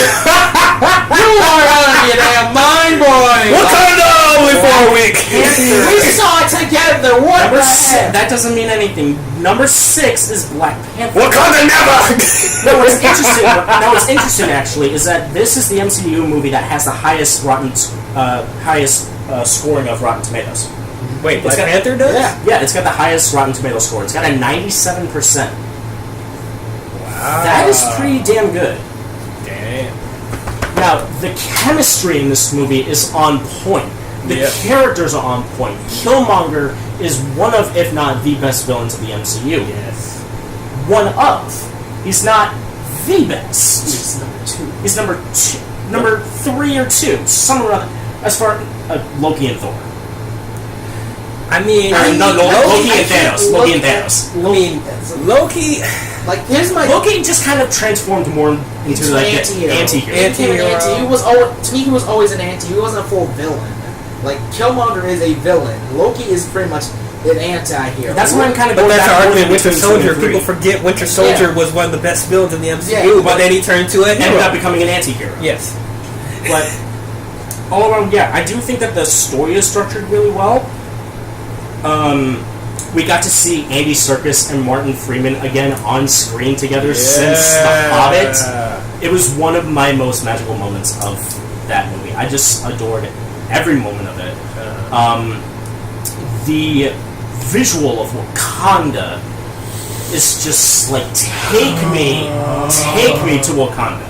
Yes. There's a reason people think it's a real place. But again, it's one of those movies where I just feel like while it has all these amazing aspects, I don't see it top 5 worthy for me. It's number 6. I see it as a great movie. It's not top 5 worthy. Okay. Speaking of top 5, I'm starting to get into my top 5. Top 5! Thank God. Here we go! Top 5. Number 5 is Guardians of the Galaxy. Okay. Guardians of the Galaxy number 5. Alright. I'm not really one to talk about as far as comedies, because I honestly am not really a big fan of comedies. I just don't really see the point. But I find them more useful than horror movies. Whoa. Here comes some comments. You are stupid! Did you see The Conjuring? Guys, Venom is coming out later this year. That's not a horror film! Did you see The Conjuring? Did you see this? Did you see... Are you going to see The Nun? So Guardians of the Galaxy has, without a shadow of a doubt, one of the best humor bits in... or one of the most amount of best humor bits in the MCU. Chris Pratt, Star-Lord, great casting. I actually just started knowing about Chris Pratt in this movie, and I actually do love him in this movie. I just love him as the character. I just love everybody as their characters, preferably. Right. But the only problem that I really have with this movie is that Ronan the Accuser was a little awkward. Oh, Yeah. He's told that he's just this little boy who just wants to seek his dreams by Thanos. But he starts to become this, he starts to become a little bit like Kylo Ren, as I would say. He tries to be like this big ass, I'm a threat and you just can't see it. I'm coming for you, Thanos. I do not forgive your people for what they've done to my people, so I will seek vengeance with my giant hammer. I know, that's what I was about to say. Yeah. About to say that how Ronan and Thanos are like in this is kind of like how Snoke is with Kylo in Last Jedi. Pretty much. Yeah. Just a little boy wearing Venom's mask. That Yeah, that's Great pretty movie, Yeah. just saying. That's a story for another podcast. Oh man, another it will be the That's most coming next year. next year. Number 4 is my first Russo Brothers movie. Captain America, the Winter Soldier. I'm about to say Civil War. The Winter Soldier at number 4. Really? Okay. Now, this is probably Captain America's best design of the character, next to his Infinity War design. I honestly do love this navy blue, just The stealth suit. the stealth suit. I honestly adore that. Yeah. And this is the movie where Black Widow actually got to shine as a character. Yes. And it's beautiful. Scarlett Johansson actually has probably one of, if not the best performances from this movie, if not her best performance. Nick Fury is probably at his best. Yes. Winter Soldier, Bucky Barnes is probably at his best.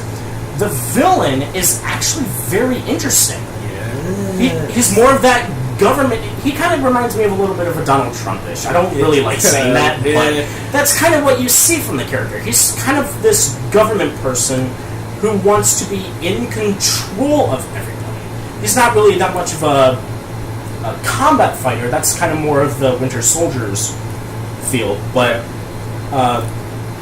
the government is more of the actual villain's field, and that's actually very interesting because it starts to give us this feeling of maybe the world is a little bit against the Avengers a little bit more. Right. So, Captain America: The Winter Soldier at number 4. Number 3 Top 3. is the Avengers. Really? Now, the Avengers has probably one of, if not the best character moments. It should have one of the best character moments. It's at number 3 on the list. Yeah. But really what takes away the movie for me is just the dynamic of just the thought of this movie even being a thing. You're having 6 superheroes coming together to take out this army trying to take over the world. It's just like magic in a bottle. Yeah. Or lightning in a bottle, I guess. We know. It's just one way or another. But Avengers definitely has that sort of mentality for me. Except we do have 2 more movies that we gotta go over. Yeah. And think this is where I'm going to get kind of angry. This is where I'm probably going to get kind of angry. They're both war movies. I'm weird. Now, which one do you think is number one? No, the bitterness in me thinks the salt's flowing. Like, the salt is flowing through me. If you could see him right now, Number he is two. seizing Even though I'm black, I'm turning red right now. Number two, Captain America: Civil War. I was Captain America: Civil War. I thought it was flipped. I thought it was flipped. You thought Civil War was number one. I thought it was going to Civil War. You thought wrong. Civil War at number two. Now, I'm still kind of pissed because it's really fucking high. What's going on, man? Now, Civil War actually has some of the best action sequences of any of the Marvel films. That airport battle sequence is, again, one of a comic book fan's dream to see on the big screen. Okay. The chemistry between the characters, I can totally see that. Now, here's where you're going to disagree with me, Dwayne. Okay. The villain in this movie, No!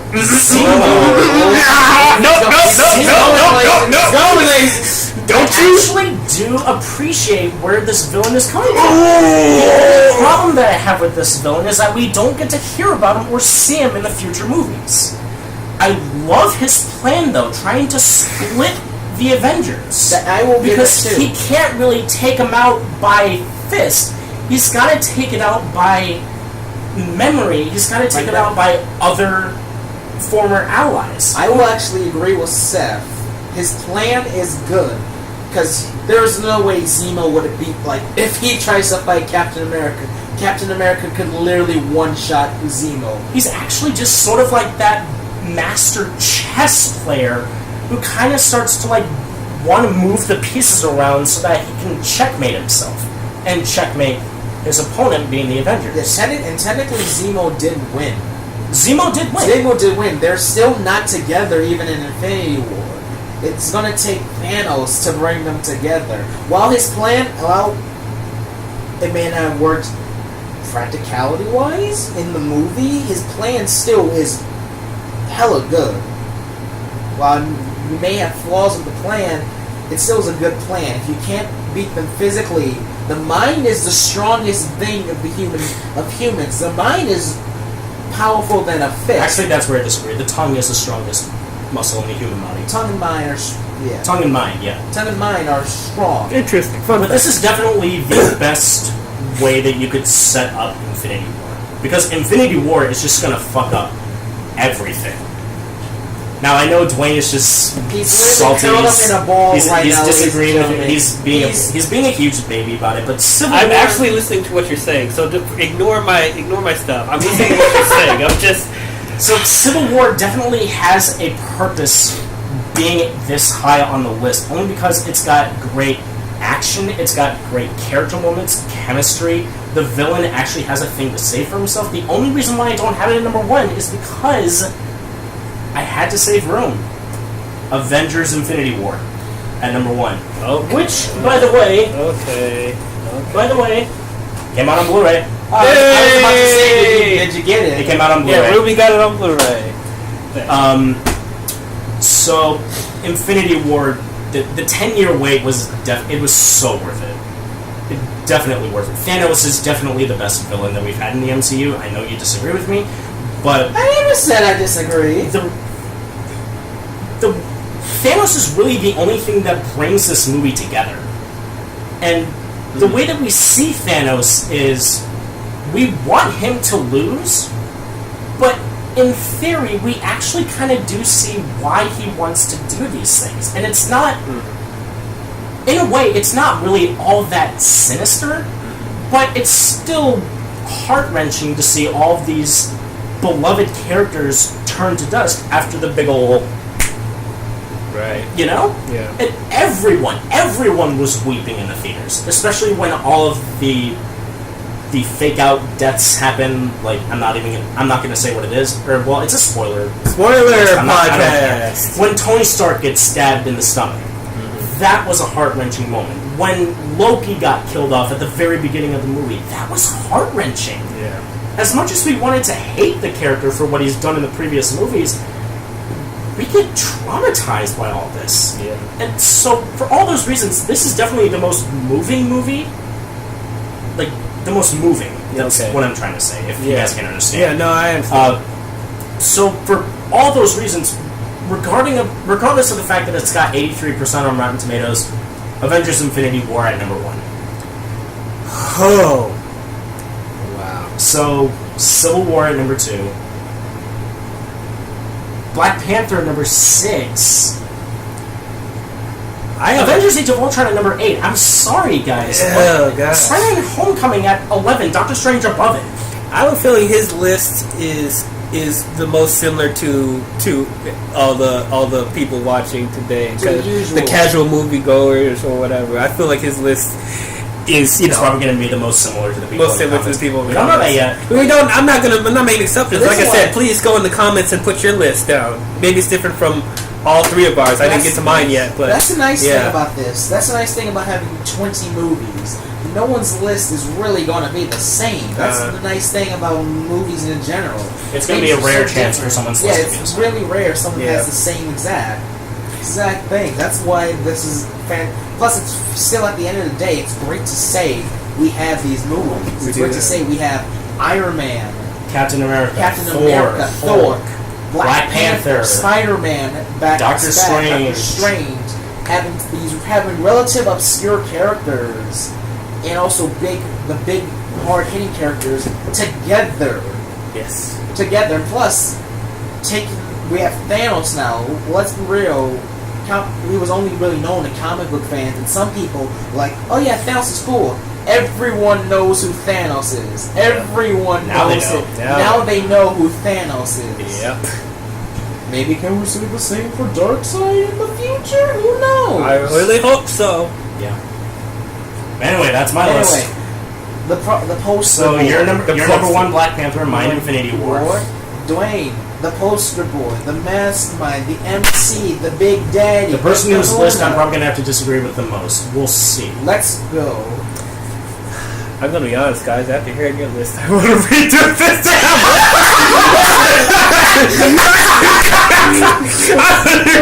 I may be second guess. Do we need a little bit of an intermission for the viewers, just so that you can tweak something to the list? There you go, intermission time. No, I'm joking. I'm joking. Okay, we're back. So I had to redo this entire list. Civil War is number 1. Oh no, that still ain't changing. That shit still ain't changing. But man, guys, you actually that's the beauty of people, having different opinions. They make me actually think, about. They actually make me have a second opinion and make me think about things that I haven't thought of before. That's probably the most magical moment of doing movie rankings, is that you get to hear other people's opinions. Yeah. And then it just kind of possibly influences your own. Exactly. So, but you know what? I'm gonna stick with it. I'm gonna stick with it. Oh boy. Yeah, it's like there's no other way I can do this. Yeah. This is kind of hard. 20 movies is hard. It's hard. Yeah. So. Yeah, I'm sure that my list is going to be the most controversial out of everyone else. I am waiting for the comments. Yep, here come the comments. Get ready, on your mark, get set, go. Number 20, I think we all know what it is. Iron Man 3. Yeah. Okay, so... Yeah, so... Fuck. After... I know. So...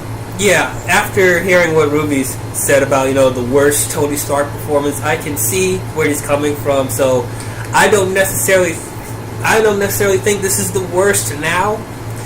I think this is the worst written. That's the problem for me. This is the worst written, even though there's a certain moment in Civil War that I thought was the worst thing I've seen from him. But overall, in this movie, this is the worst written Tony Stark in the MCU. The reason being is because this portrayal of Tony is the most inconsistent out of all the other portrayals. Yes, you had Tony being neglecting Peter. Yes, you had Tony peeing in a suit. Yeah, you had him whining about... Yeah. Iron Man 2 is definitely a number 20. Yes. Yeah, you had Tony. You had Tony whining about his mother dying and stuff like that, and becoming berserker mode. But this didn't feel like Tony Stark to me, because he's made the most stupid decisions in this film. And not only does he make the most stupid decisions, it's contradicting his whole motivation in the film, being that he wants to take every precaution to protect the ones he loves. But he's making the most ridiculous decisions, like giving away where he lives for the entire world to know and for the Mandarin to know. And then all his suits are freaking cardboard. And then it's even more apparent because all the films outside of this, they're back to being practical and useful, but this is the movie where they're all pretty much useless. You throw a rock at it and it breaks apart. The Mandarin, I kept saying, I don't want it to be the comic book accuracy, I didn't want it to be comic book accurate because you can't do it. Because there were so much problems with how the Mandarin was written back then. It's a villain for its time. However, they did not try at all to modernize the Mandarin or make him a compelling villain. Instead, they went for the stereotypical, assembly line of the businessman who wants revenge against Tony Stark. When we've seen it in all the other previous films, it's time for something different. And nothing in this film impacts the rest of the franchise going forward. Nothing. Because Tony Stark is going back to being Iron Man in the next film that he's in, though he said he was going to quit. And then this whole thing about his heart being, in danger because all the shrapnel, they're able to fix it like that. However, he's back to getting an arc reactor in Infinity War. What the hell? So, for me, it's just such a slap in the face to the character.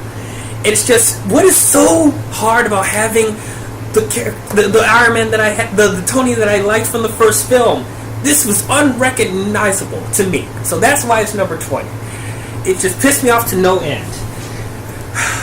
I actually will agree with you with the fact, the way that they did the villains, because they kind of really did it in a style of Syndrome from The Incredibles. Yeah, except not as childish, not as inspired. It's just literally, it's the Edward Nygma thing where he's like, oh, he's an ugly scientist, nobody likes him, he's awkward. But ever since they had that falling out with the main character, he becomes all attractive and successful and gets revenge for him for Tony not paying attention to him when early in the years. How many times have we seen that? Batman Forever, Amazing Spider-Man 2, Incredibles. What else? How many times are you going to do this? I'm sick of it. They could have done so much more, because the trailers that they released was better than the film that I watched. Yeah. That's the movie I wanted, but they didn't give it to us. And I don't like Shane Black as a director. I don't care. Really? Yeah, I don't. His comedy does not work for me. Yeah, there was some good comedic stuff in there, especially with the kid. But overall, I find his comedic stuff awkward and misplaced. Now, this is not the worst where it's been misplaced, because there's other films in the MCU that was really badly misplaced. But this one, just Shane Black's humor does not mix. It does not mix with the tone that Jon Favreau set. So, that's how I feel. So, Iron Man 3, number 20. Number 20. Now, number 19, back to back, Iron Man 2. Iron Man 2. Yeah, so, wow. I think Iron Man has the worst sequels out of everyone else. Iron Man 2, now, I'll once again say, this movie I don't think is complete trash like people are saying it is, like it's unwatchable. I don't think it is, because there's like I said, it's not really like unwatchable. I still can have a good time watching it. I think people are just so mad at this film because the first one just blew everyone away of how different it was from comic book movies coming out at that period of time. And for the follow-up to be so lackluster, I think that's why people are just so mad at it. But for me, I do agree to a certain extent, because there are so many missed opportunities in this film. They could have done Demon in a Bottle, but they decided to do some childish crap with the party at his house and then having to fight with Rhodey in a suit. This movie is not consistent with the tone of the first film, because this one started to become more comic booky, where you suspend your disbelief with certain things, and stuff happens for convenience sake. Where the first film felt very grounded, and Iron Man had to go through a lot of, it wasn't a walk in the park when he was making his suit. He failed numerous times to get the first suit right. Even when he flew for the first time, it was not a full success. So You see him going through so much effort to even pilot a suit. But then Rhodey in this film, he dons the suit for the first time, and not only does he not have problems with it, but he's able to hold a fight with Iron Man in his house. It doesn't make sense.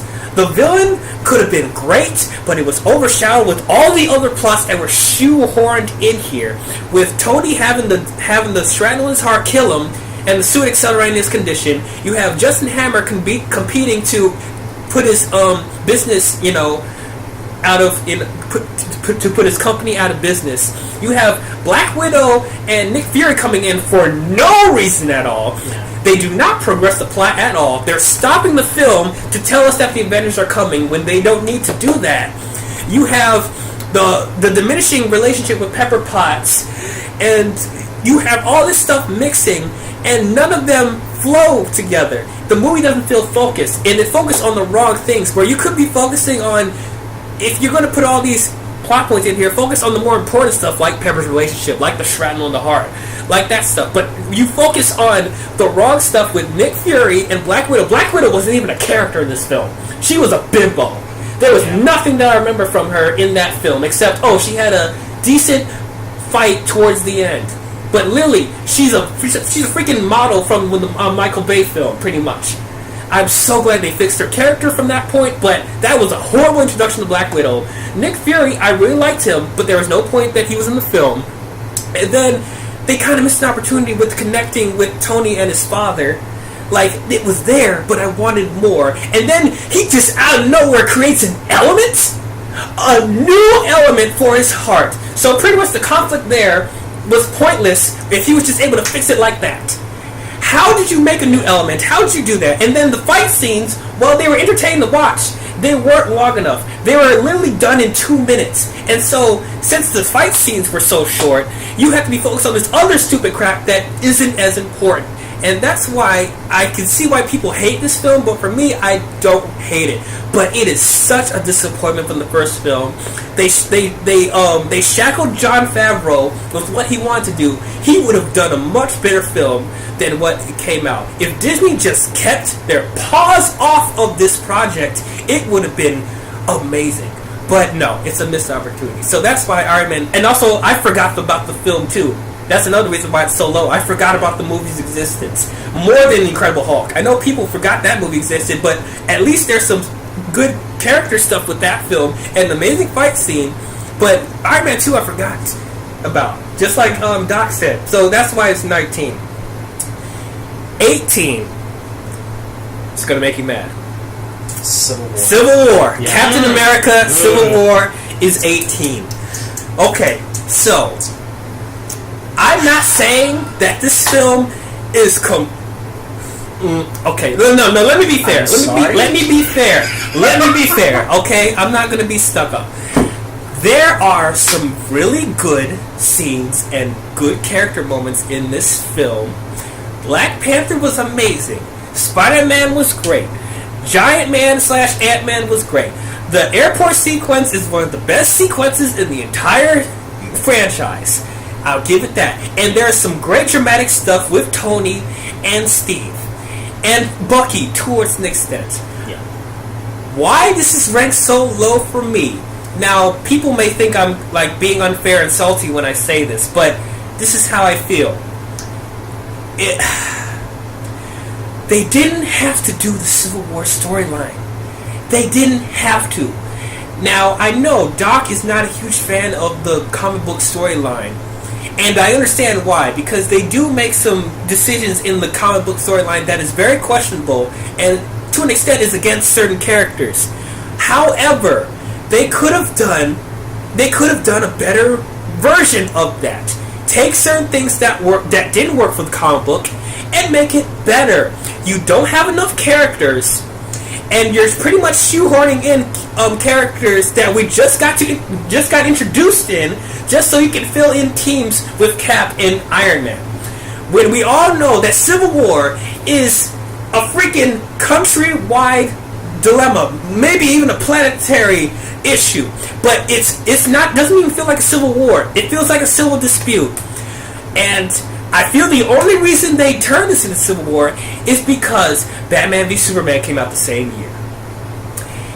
if Batman v Superman didn't come out the same year, I don't think it would have been Civil War. They would have stick with their guns and have Serpent Society, and then the movie could have felt more focused and not have a bunch of stuff happening and that doesn't flow with each other. Focus more on the relationship between Bucky and Cap, because that is what you establish at the end of Winter Soldier, that you're going to establish that friendship more.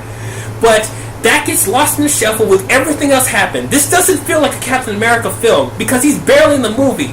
It literally feels like Iron Man 3.5. I don't know what we're on. It feels like Avengers 2.5. It feels like Spider-Man 1.5. But you know what? It doesn't feel like a Captain America film. He feels lost in the shuffle in his own film. If you even want to do Captain America versus Iron Man, do that. But don't have a bunch of other shit happening. And not only that, they're making up motivations that are consistent with what they established in the previous films. Tony Stark's parents. He doesn't give a shit about his dad. Does he respect him? Sure. But he doesn't like him. And this is the only time he mentions his mother.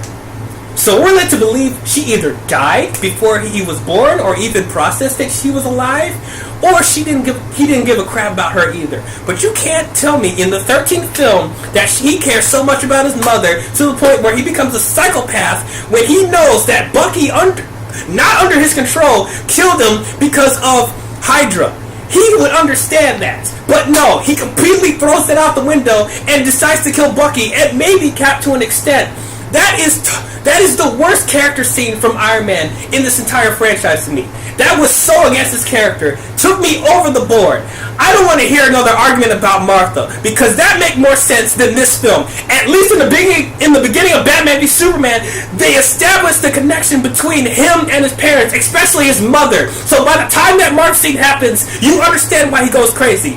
Now, I'm not talking to the casual moviegoers who just saw this film and didn't see the other previous films. I'm going off because I saw the 13 films, and up to this point, he doesn't give a crap about his parents. And now you're expecting me to believe that he cares so much to become the Punisher, pretty much, for revenge. That's not his character. And then Cap.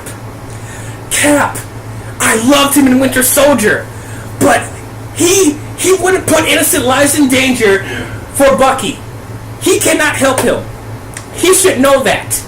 And I know you don't want to sign the Sokovia Accords because it's against civil rights. That's fine. But you wouldn't put everything else in jeopardy because of one person. That was against his character to be. But when Black Panther is the best part of this film and has the best character dynamic and the best narrative storyline out of Captain America's film, something is wrong. Out of all the other characters, I walked out with Black Panther being like, okay, I understood his progression from start to finish. But I could not say that with Captain America or Iron Man, and they were the main focus. So that's why it's slow.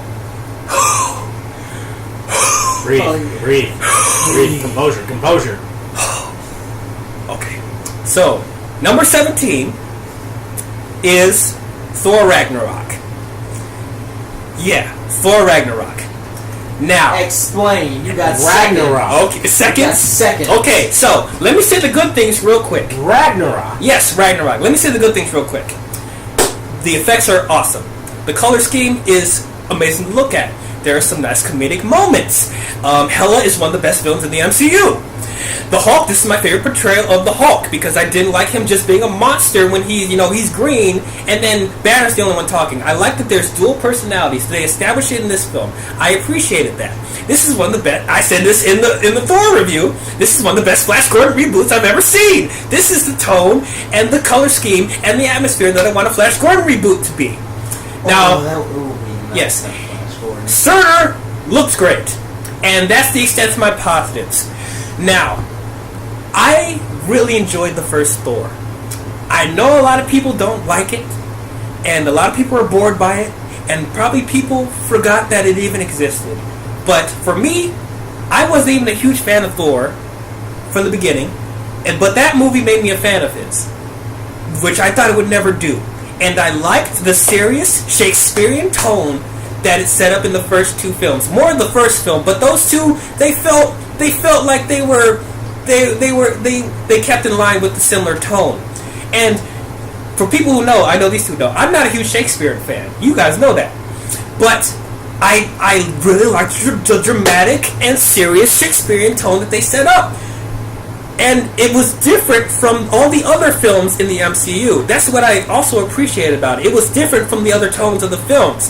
Yes, you had the billionaire playboy for one film. You had a soldier at a time in another film. You had a freaking space opera with different aliens and comedic stuff in Guardians. You had Ant-Man, which is a heist film. That was cool. I like that films have different tones and different genres and all that. And this fell in line with that at a certain point.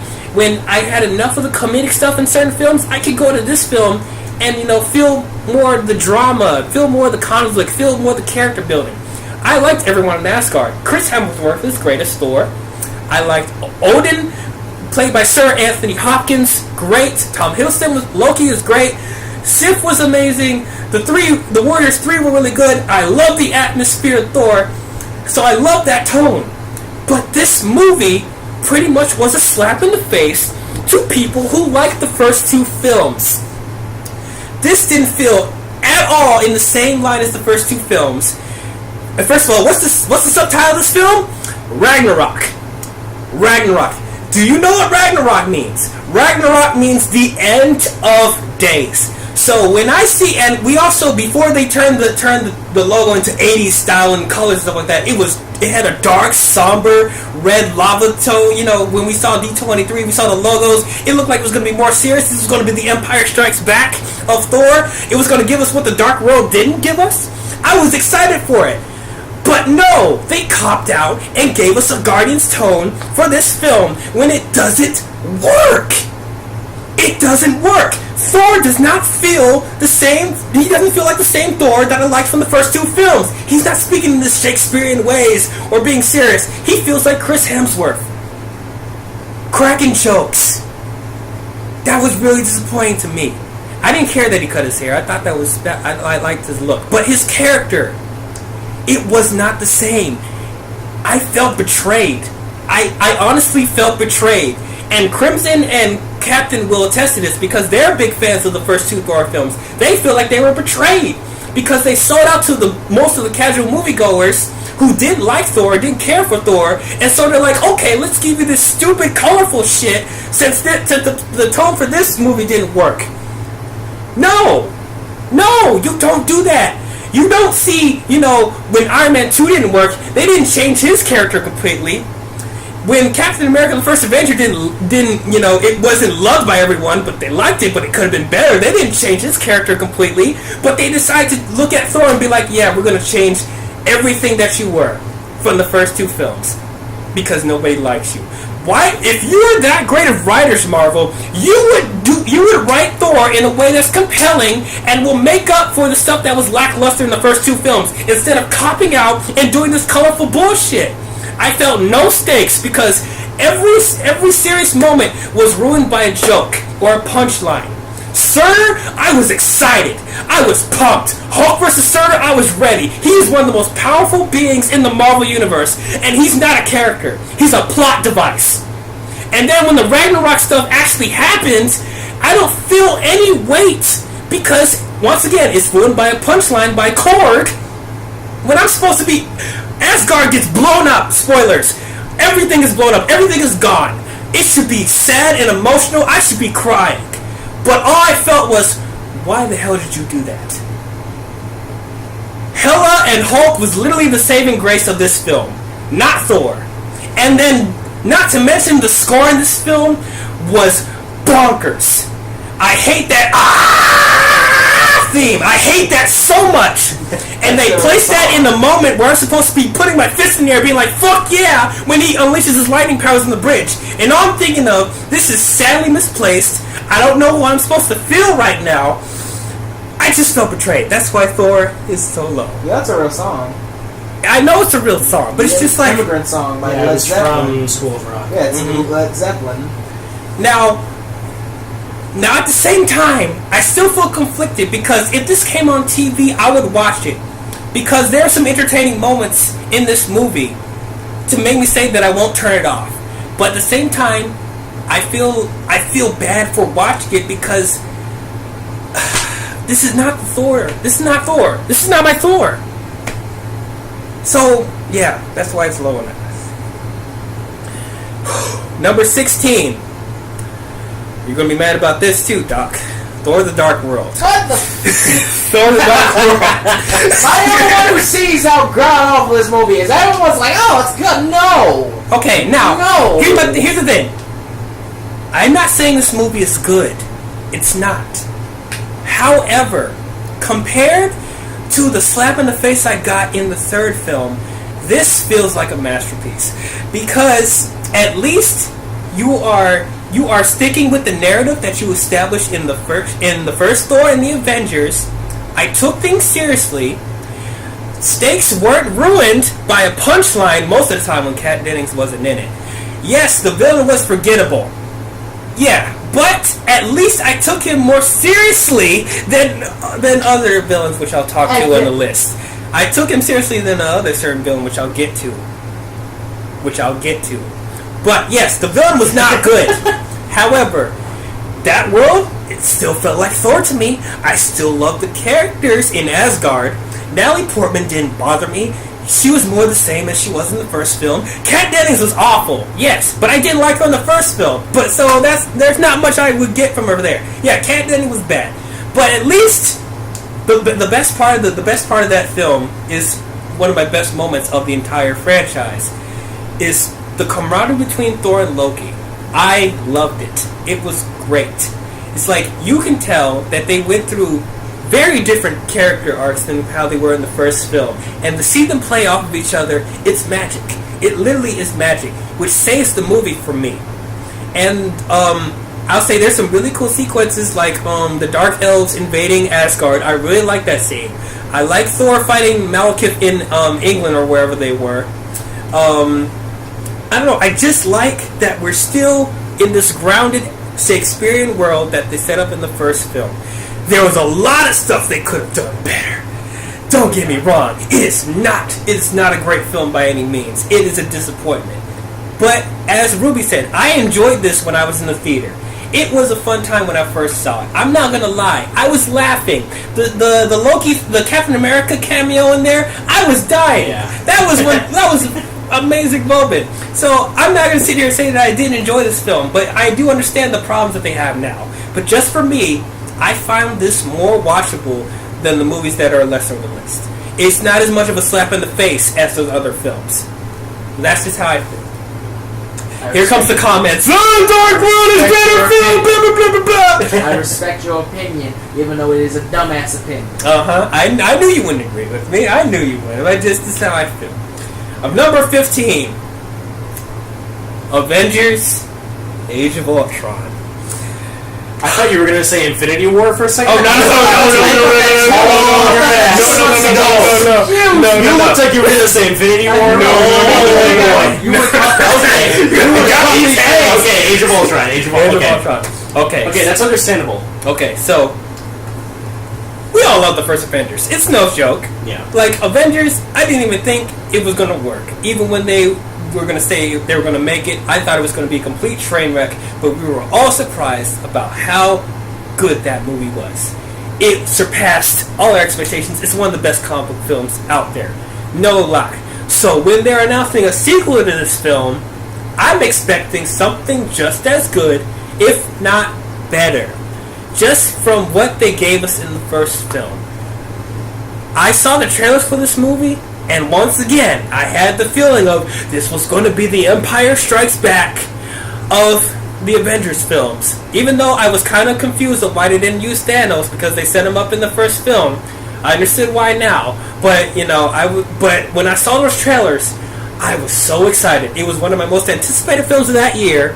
They were going to use Ultron, which I love in the comic books. He's one of my favorite Avengers villains.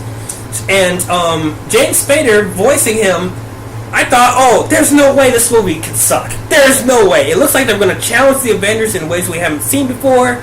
There was going to be some rivalries and, challenging their morality and stuff like that. That's what the movie seemed like it was going to be. And Hulkbuster vs. the Hulk. Who didn't want to see that? I watched this in the theater for the first time, And I felt so underwhelmed. So underwhelmed. And I was suffering under Phantom Menace syndrome, where I was trying to get myself to love it. Because I was hearing other people's reviews and opinions about this film, and they were saying how this was just as good, if not better, than the first film, and they brought up certain points that I was like, okay, I can see what they were saying, so let me watch it again. I was trying to get myself to love this film. I really did. But every time I watch it, I keep thinking, this is not as good as it should have been. Ultron is one of the most disappointing villains in the MCU for me. And they have all the tools to make him great. James Spader was a perfect choice for the voice. The whole Pinocchio strings thing, that was menacing and scary as hell. But every time, the problem was they made him too human. They made him too human. One of the biggest draws of Ultron is that he's not human. He's unsettlingly cold. That's what made him an awesome villain. Even though he had no emotion on his face, his face had no expression at all. But when he was there, you felt his presence, and he felt like shit was going to go down. I felt that before. I felt that when he was in the mansion, at the party, and he's all decrepit and a bunch of loose pieces, and he's all like, that was the best moment of Ultron in this film for me. It just went downhill from there. The more he upgraded, the more emotions they put on his face. I'm losing the intimidation factor, and like he's cracking jokes. It took me completely out of it. This is supposed to be a machine. And I'm not buying the fact that, Tony Stark's like emotions are put into him, so that's why he has it. That doesn't make any sense. Why doesn't Jarvis have that? That doesn't make any sense. And then, yes, I understood, what people were with his plan about peace in hard time. Yes, I get the direction. I get it. But the execution was ridiculous. Freaking ridiculous. Yes, I can have a recipe for some of the greatest pancakes you have ever tasted in your entire life. Now, while I have the tools to do that, if you're not going to follow the instructions of how to do it, you're going to end up with a sloppy mess in the kitchen. And that's how I felt with Ultron's plan. Yes, his motivations were there, but the way he went about his motivations didn't make sense. And once again, he's going with the most cliche motivation I've ever seen, which I hated in the X-Men films. We'll get to Apocalypse, but he literally looks at some footage of war on TV and it's like, okay, you know what? That's bad. I'm going to kill everyone now. Why? I hate that so much. That is the most cliche villain motivation ever. And they used it in this film. I thought Joss Whedon was better than this. And not to mention that the CGI was not as good. Now, I'm not saying it's completely garbage, but literally, I don't feel the weight of certain action sequences because the effects weren't as well polished. Everything feels like rubber, and huge imposing things like the Hulkbuster didn't feel like they were actually there because they're being thrown around like a rag doll unrealistically. And that's what made a disappointment for the Hulkbuster and Hulk fight, because the CGI wasn't well rendered, and then they're completely disregarding all the collateral damage and innocent people there. I'm like, what happened? I don't feel the magic that I felt in the first film, other than the very beginning when the Avengers were fighting together, and then at the very end when they were fighting together. That was literally the best parts. And then when they were at the party, those felt like Avengers moments to me. But everything in between felt like filler and set up for the next film. I don't like when they have to stop the film to set up for the next film. I know you appreciate that, Ruby, but at the end of the day, these have to feel like films stand alone, where you don't have to set up other films. You have to focus on this film. When the other films come, they come, but you cannot stop the film and tell us that Infinity War is coming, because it does not impact the film that is happening now. The Infinity Stones in that pool scene had no impact to Ultron. And you literally could have waited till Ragnarok to do it. But you decided to do it here. That's true. Misplaced. But guess what? It was disappointing. This is not the worst film I've ever seen. And I probably wouldn't mind watching this again. But this I totally wouldn't mind. Yeah, of course you would. But it's just I just wanted to feel the same way I felt in the first film. Giddy, just giddy. And it just brings some more character stuff, give us things that we haven't seen in the first film, expand them as characters. Like Hawkeye had a new family. That's something different. That's cool. But you bring up random stuff out of nowhere, like Bruce and Black Widow's relationship, and Tony's just creating this spot for no reason. They wanted to put the nightmares from the first film and stuff like that, but it's just, once again, it just adds to the reckless stuff that Tony's doing when he didn't need to do it. Just him being selfish. But yeah. Number 14. Number 14 is Ant-Man. I like Ant-Man. I enjoyed it. Now, you guys know, I hated him in the comic books. I could not stand him. He is one of the most ridiculous characters I have ever seen, and I don't even like Hank Pym. He is such an asshole in the comic books. But for this movie to make me like the character, that says a lot for sure. We all know the controversy with Edgar Wright that was supposed to direct this film, and they had to deal with the script that they had, and Peyton Reed had to come in. They did the best what they had to work with. But why this is not higher is because the movie did feel clunky in places, and the humor felt misplaced, and the editing was kind of off. And yeah, I understand your argument with Hope feeling whiny and didn't do anything. He felt like set up for the second film, which pretty much that was what it was. Even though she ended up being my favorite character in the film, but I like Scott Lang a lot, even though I didn't care. I liked him more than Hank Pym, but I still didn't care for him that much. You made me like Hank Pym in this movie. You made him an older character, a mentor to Scott Lang. That's cool. I appreciate that. It has some of the most creative fight scenes I've ever seen, with Yellow Jacket and Ant-Man, fighting in the suitcase, and then the train track battle. So this is stuff I haven't seen before in a superhero film. On that aspect, it's cool. But just for me, it's not as memorable as the other films up in the list, which I'll get to. And I just felt like Peyton Reed was an interesting choice to pick up the scraps that Edgar Wright left, and you can kind of feel that. But yeah, so that's how I feel about Ant-Man.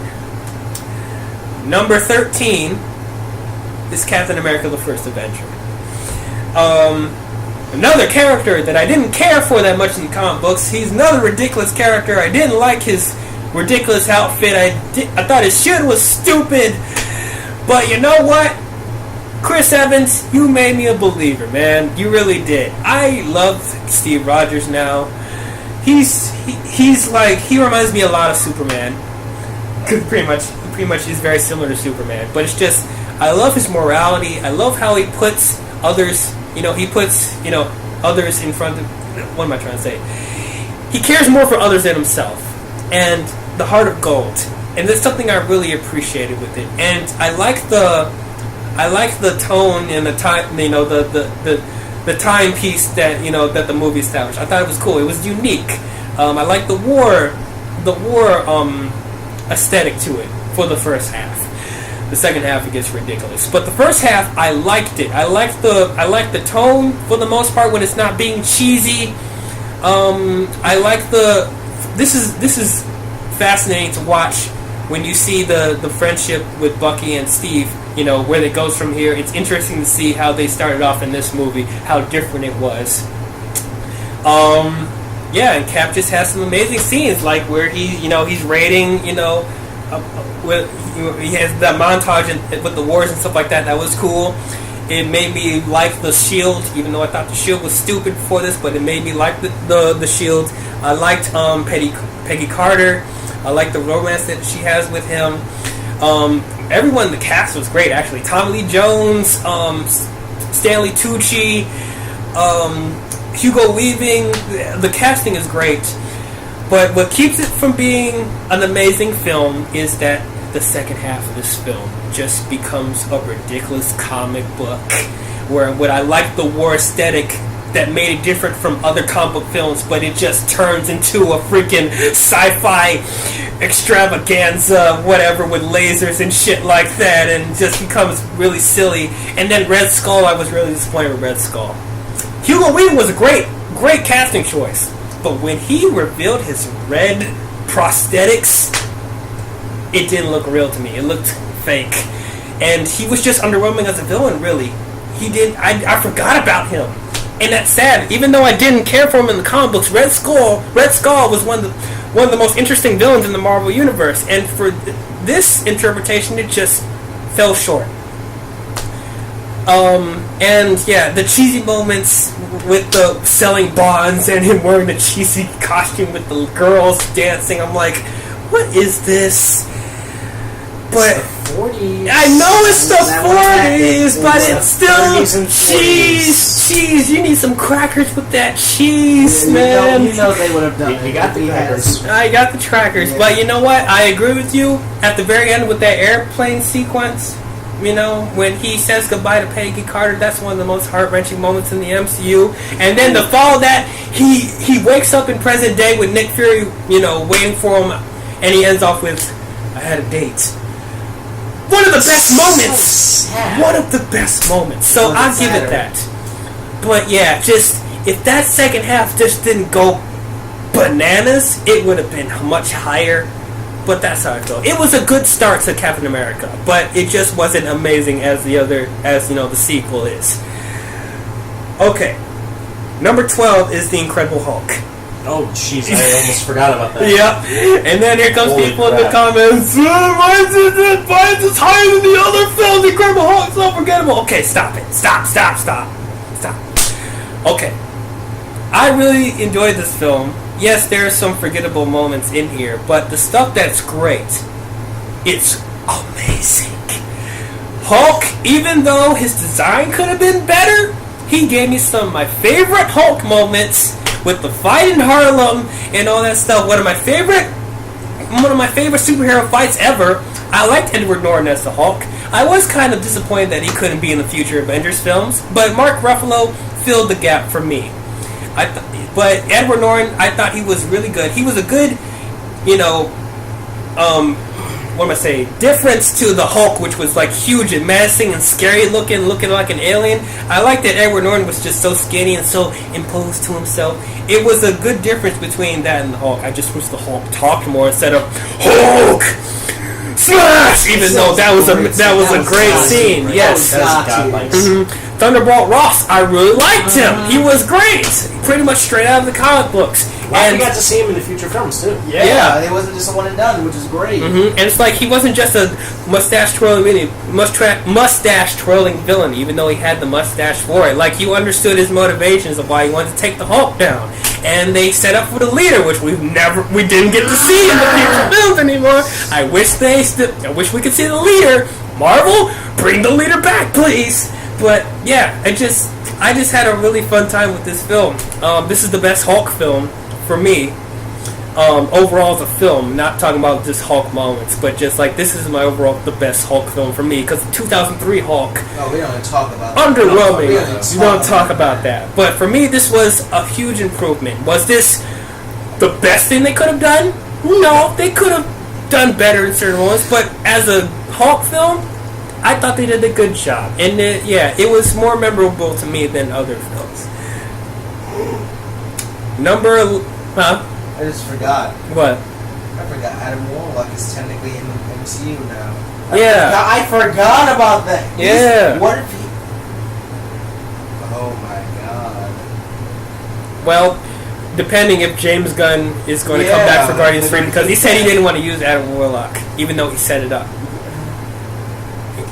So, I don't know. Right. Let's say, what if he said Captain Marvel? Wait, no, that's 90s. I mean, maybe. Well, no, because typically they set up that Guardians is the same time, take back to back from Guardians 1. Yeah. They make clear that they did it because of the Guardians. So yeah. Okay, number 11 is Doctor Strange. So you two are similar in that. Similar, yes.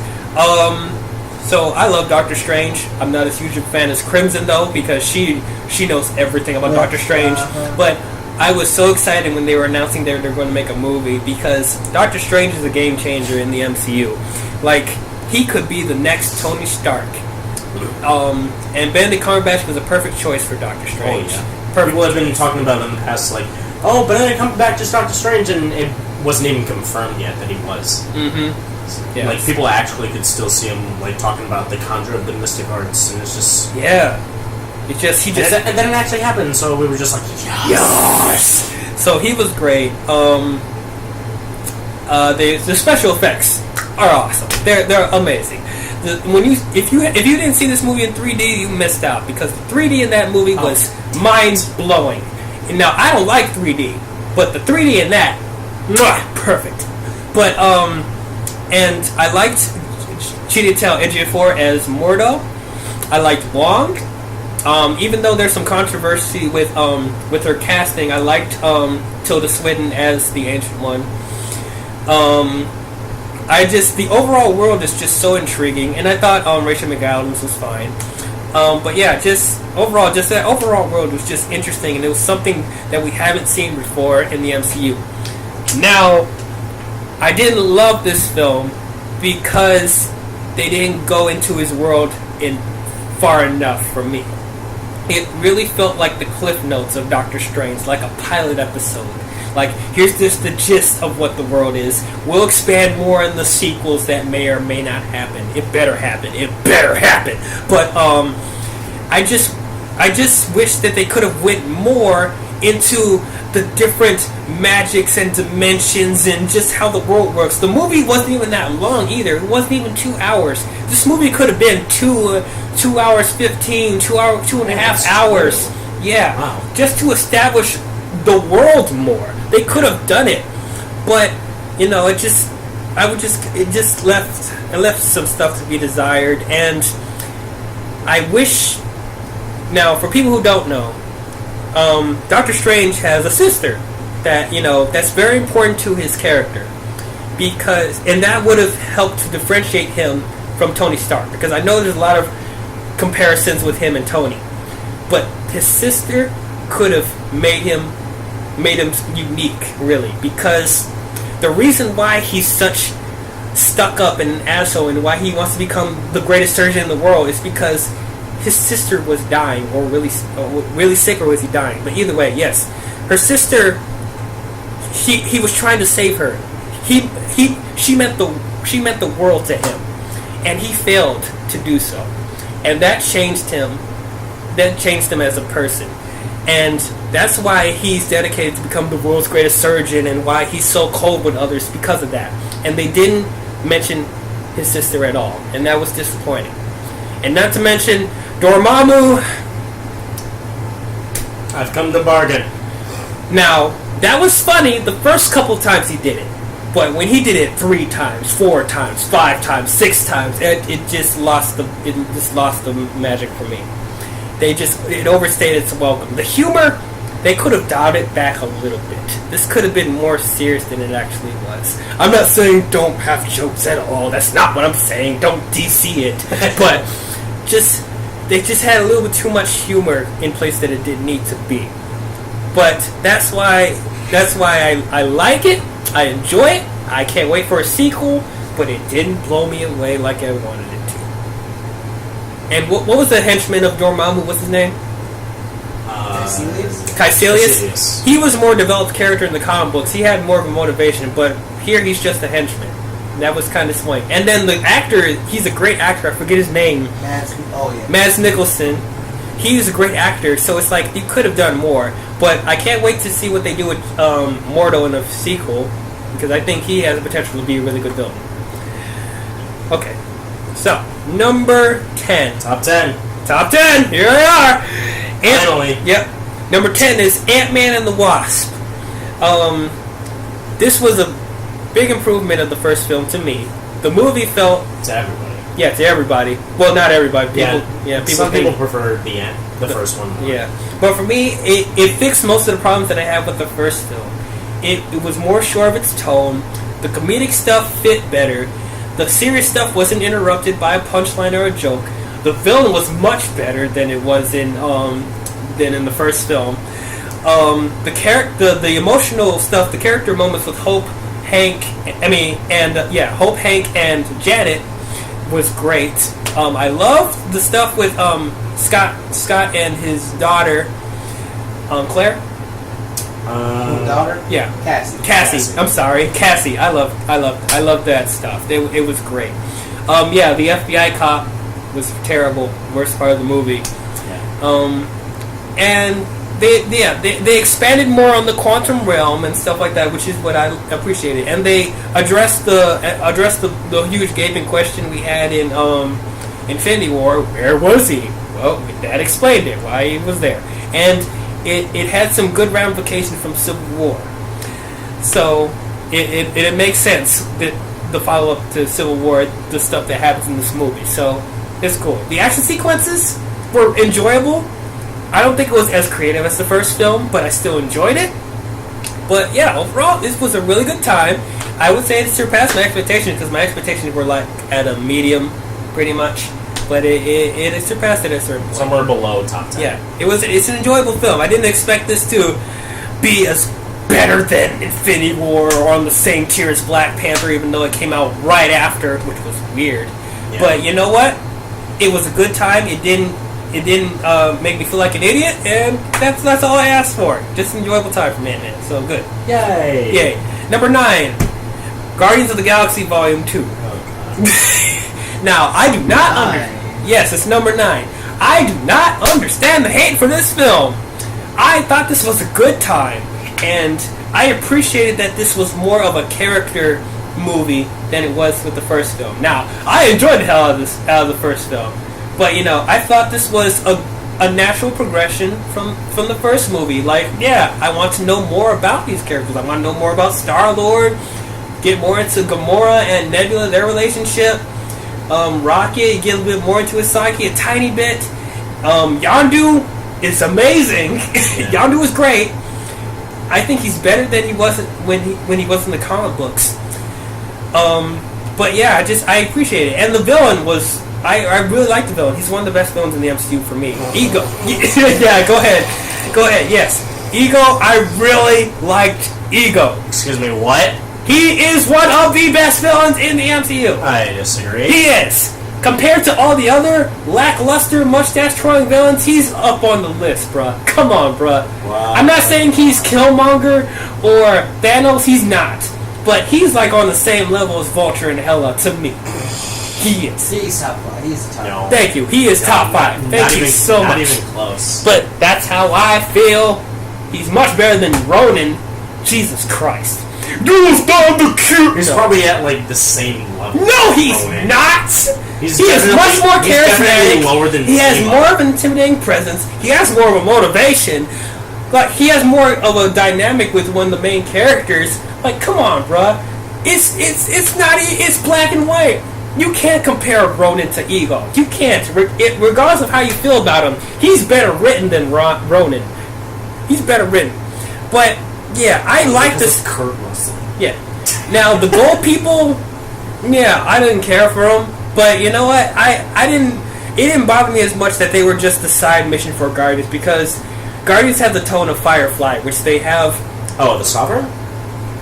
Yeah, the Fire. Yeah, with the Serenity and the ship. Oh, the Golden Army. No, Firefly's a TV show. No, I thought you were talking about the Sovereign. Like, No, I'm talking about the TV show Firefly. Oh, okay. Yeah, it has the similar tone with Firefly, where they're pretty much pirates that take side missions from hierarchies and stuff like that. So I thought that was a nice introduction. Like, oh, they're just doing their regular thing. That's what they do. So that's fine. And they didn't take up that much of the movie. The Golden People, they didn't really take away from the main story to me. So I was like, okay, whatever. They were annoying as fuck. I mean, they were annoying. And I'm supposed to like them, but I'm like, they were not funny in any way. Oh yeah, when they were on the walking thing, and they were trying to expand the rug, and it wouldn't go. That was so. Yeah, that was silly. Now that's what keeps me from liking this as much as the first film, because they kind of went overboard with the comedy a little bit. Even though I feel Guardians has the best placed humor, but Guardians 2, I feel they overstayed their welcome a little bit, especially with emotional moments like Yondu dying, and they're just putting in punchlines at his funeral. I'm like, no man, this is supposed to be sad.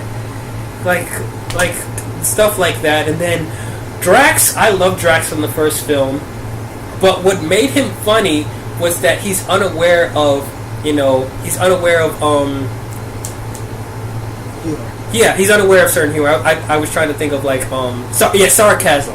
Like, he was reacting to the fact that he doesn't understand what sarcasm is. He was still being serious, but just the fact that he reacts so literal, that's what made him funny. But in this movie, they just made him more of a comedian, and he didn't have as much fighting sequence and stuff like that. I forgot a part where he was even angry, and I liked when he was angry. Dave Bautista, he's a wrestler. I didn't care for him as a wrestler. His character wasn't really that interesting as a wrestler, but him as Drax, he was interesting, and he had the best moments when he was angry and kicking ass, and he didn't really have that much now, so I was disappointed about that. Mantis was a nice addition, but didn't have a lot to do other than being Eagle's lackey, but overall, I thought this was a good sequel. I don't understand David Hasselhoff, unforgivable. Get him out of this film. Every time he was on screen, or every time there was a reference to him, I was rolling my eyes. I'm like, oh god, it's the Hall. Make it stop. It stop. But no, other than that, I thought it. No, I'm just kidding. It was a good sequel. And stop hating on Baby Groot. Baby Groot was adorable.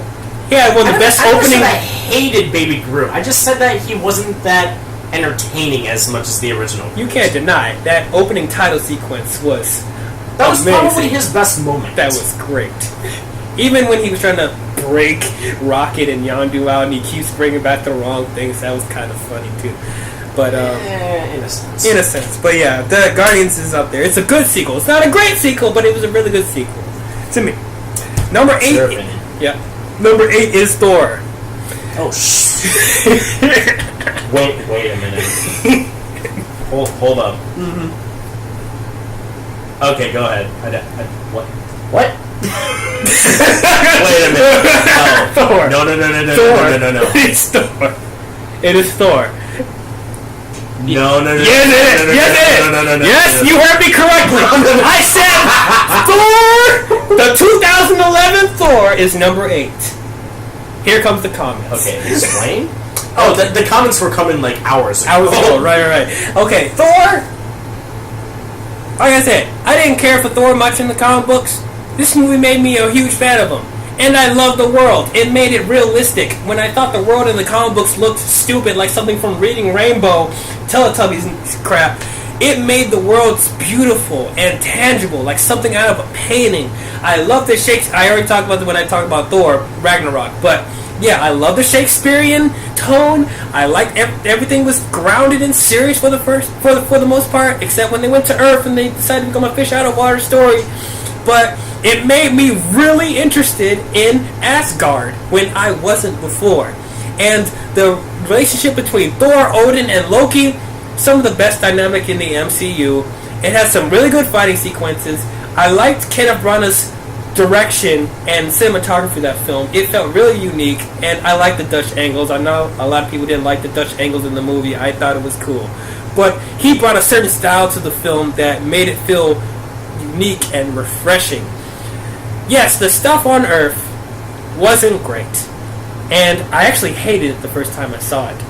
But the more I watched it, I thought it was charming. I thought it was cute. Natalie Portman, I thought was fine. Kat Dennings I didn't like, but wasn't as bad as she was in Dark World.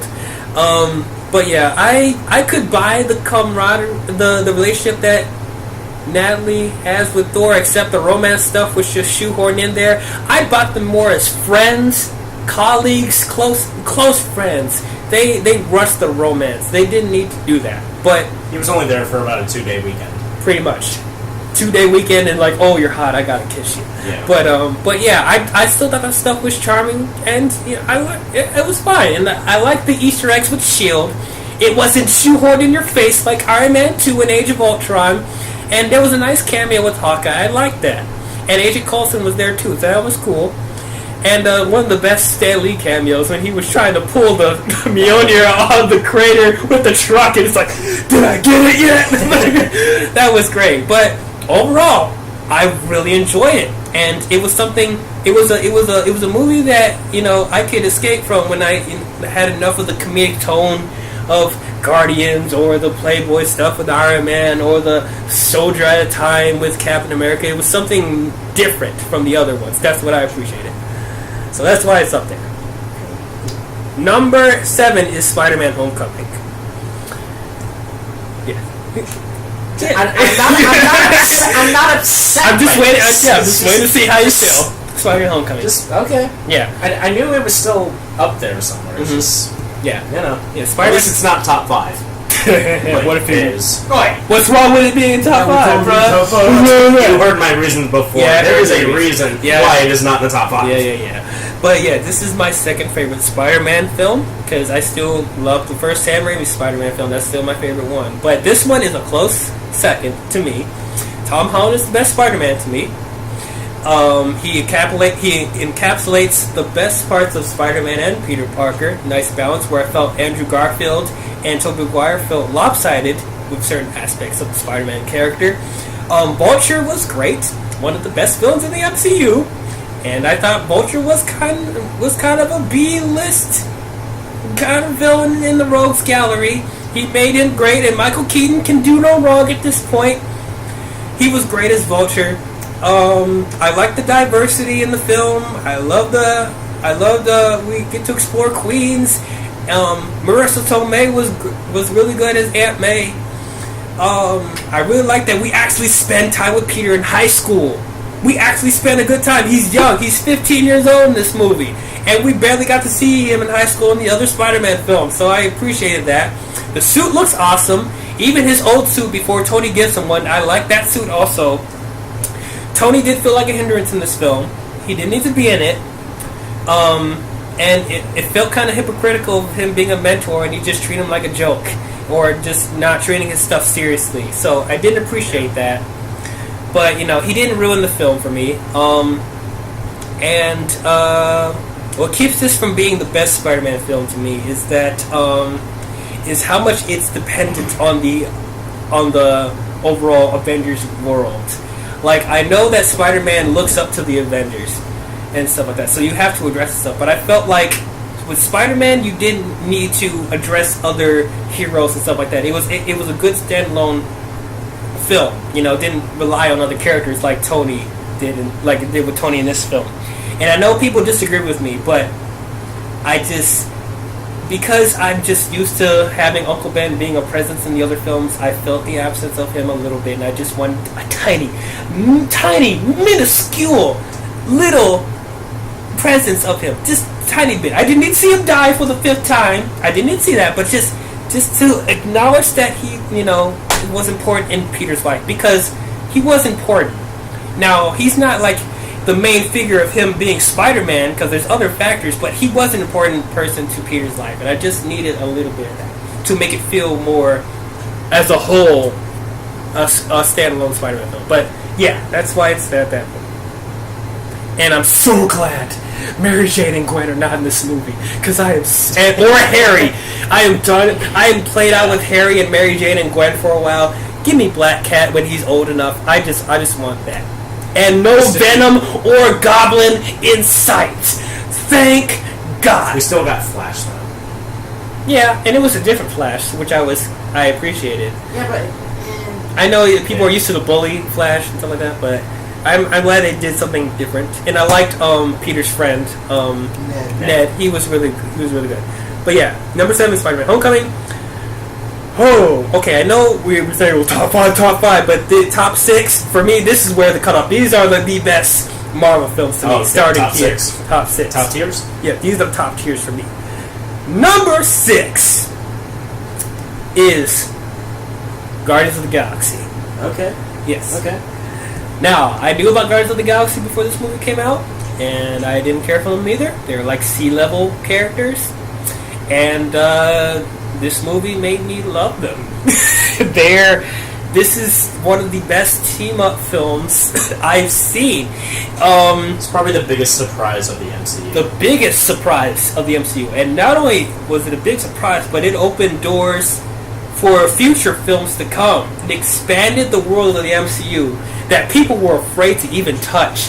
People were afraid to go out in outer space, different galaxies, cosmic entities, aliens, all that stuff. But this movie paved the way for movies to do that.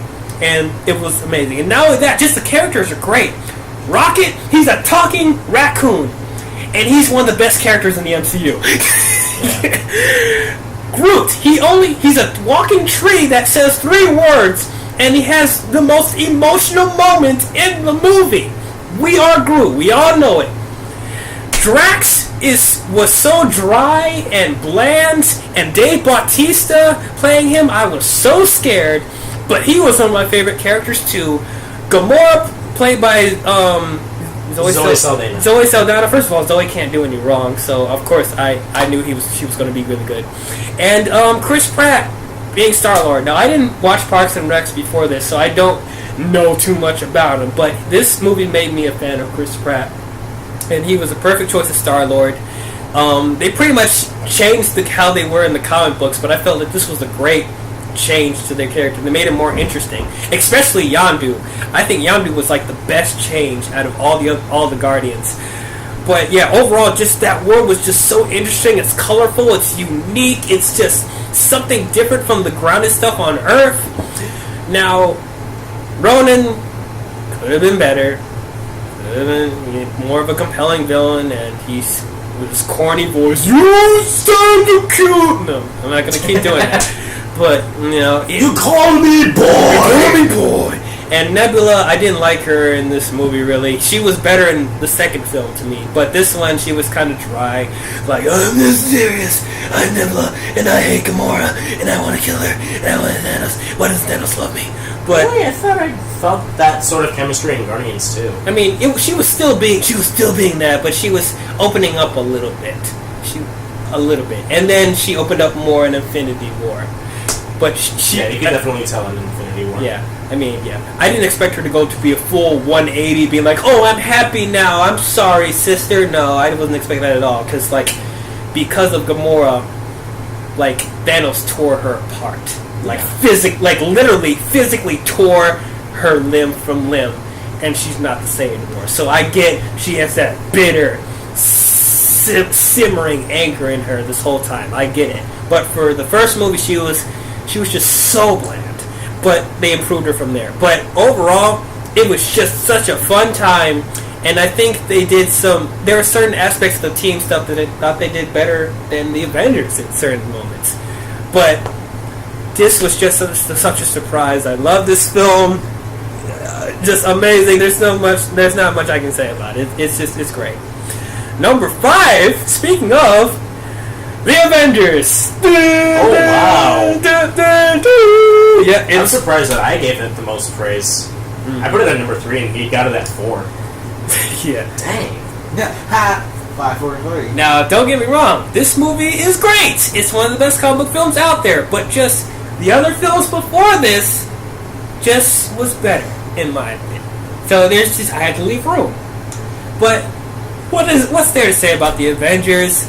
It made something possible that nobody even thought was possible. Getting all these different superheroes with such different personalities and different backstories and different worlds all coming together, and it works. It feels cohesive.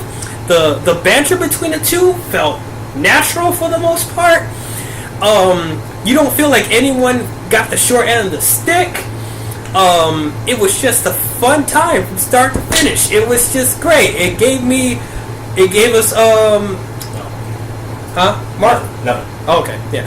Mark Ruffalo's the Hulk. I didn't like Mark Ruffalo before this movie, but he's my favorite Hulk now. And Bruce Banner. Captain America was great as always, even though that suit was kind of cheesy looking. That was probably the most cheesiest suit in the entire MCU. Mm-hmm. Thor, at this point, has come full circle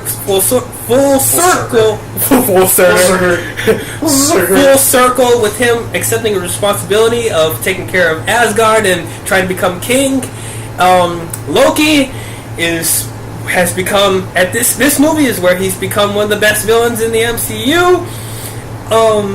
Just that everything was just great. It just fired at all cylinders. Just when people were just afraid of, having Fantastic Four and X-Men be in the same universe, like this one was like, we're going to have a guy that turns into a monster, a guy in a metal suit, a guy that shoots arrows. We're going to have them all be in the same movie, and you're going to love it. I didn't care about the Avengers before these movies came out. These weren't the characters that I was, reading. It was Spider-Man, X-Men, and Fantastic Four. I could care less about the Avengers. But this movie made me a fan of the Avengers, and it was great. It paved the way for comic book movies going forward. It's great. It's amazing. But what kept it from being higher is some of the comic book logic was kind of out there. Like the movie made you feel like, oh, what would happen if this person fought that person? So let's just shoehorn a reason for them to fight real quick. And that what kept it from me loving it. There's just certain moments, and then certain combo moments like, oh, Thor shoots lightning at his suit. Oh, he's at 200%. No. Not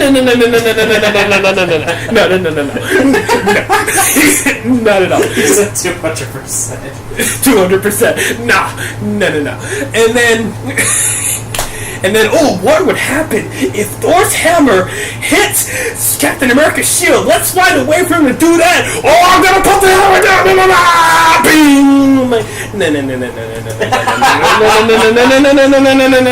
No. I know you want to always see that, Joss Whedon, but you need to calm down for a second. You need to calm down. But yeah, it just was kind of really whimsical comic book stuff. Oh, and the final fight, even though the final fight from start to finish was a blast. Mm-hmm. Hulk pulling Loki like, I'm a god, you dog creature, and then it's like, whack, whack, whack, whack, puny god. And then the Hulk just slamming that giant ship monster thing, and then he's like, I'm always angry. Then pow! And then that full surprise, motherfucker. 480 pan around all the Avengers. That was like, fuck yeah! But there were just certain moments where okay, I gotta suspend my disbelief a little bit. They're kind of doing stuff that's kind of unrealistic, but you know what? I'm having a fun time. It's a comic book. It literally feels like I'm watching a comic book on the screen. Number 4, you won't agree, Iron Man. Okay. Yeah. Alright. Now, I put this up, here comes the comments, no, Avengers, Iron Man, okay, calm now. Composure. The reason why I put this over the Avengers is because Iron Man focused more on being a film than a comic book extravaganza. So, it felt more grounded, and there was stuff in the movie that made tangible sense up until the Ironmonger fight where, it started to become a little bit comic book. But up until that point, it felt grounded, realistic, and I just love the character moments in Iron Man so much. This is my favorite portrayal of Iron Man, the first movie. Oh my gosh. Yeah, this to this day is my favorite Tony Stark portrayal. He was snarky, he was egotistical, but that character change towards the end when he's escaping from the terrorists, that's what made me feel for the character, because he knew the error of his ways and he wanted to become a better person. That's something I can get behind. And he wasn't making stupid decisions. You could feel like he was on top, he was on top of everyone else. Like he was the smartest person in the room. That's what made me really fascinated with Tony. Yeah, I knew about Iron Man in the comic books, but he's a C-level character. I didn't really follow him that much. But this one made me love the character. I love Pepper Potts. Who was the person that played Rhodey in this movie? Terrence Howard. Terrence Howard. He was really good as this portrayal of Rhodey, and Don Cheadle, I really liked him a little bit more. But yeah, Terrence Howard was really good as Rhodey. Who was Obadiah? Jeff Bridges. Jeff Bridges. I'm sorry, Jeff Bridges. But yeah, Jeff Bridges, up until Ironmonger, I really liked. I got with his motivation. He was actually sinister, and there were some twists with him that I didn't see coming in the theater. So I appreciate that. But when he got into Ironmonger, he just turned into a mustache-twirling villain monster. I'm going to have this giant Iron Man suit, and I'm going to put innocents in danger. But no. But up to that point, the editing was great. The story was really good. The character moments were great. The dialogue was amazing. This is some of the best written stuff I've seen in the MCU, to me.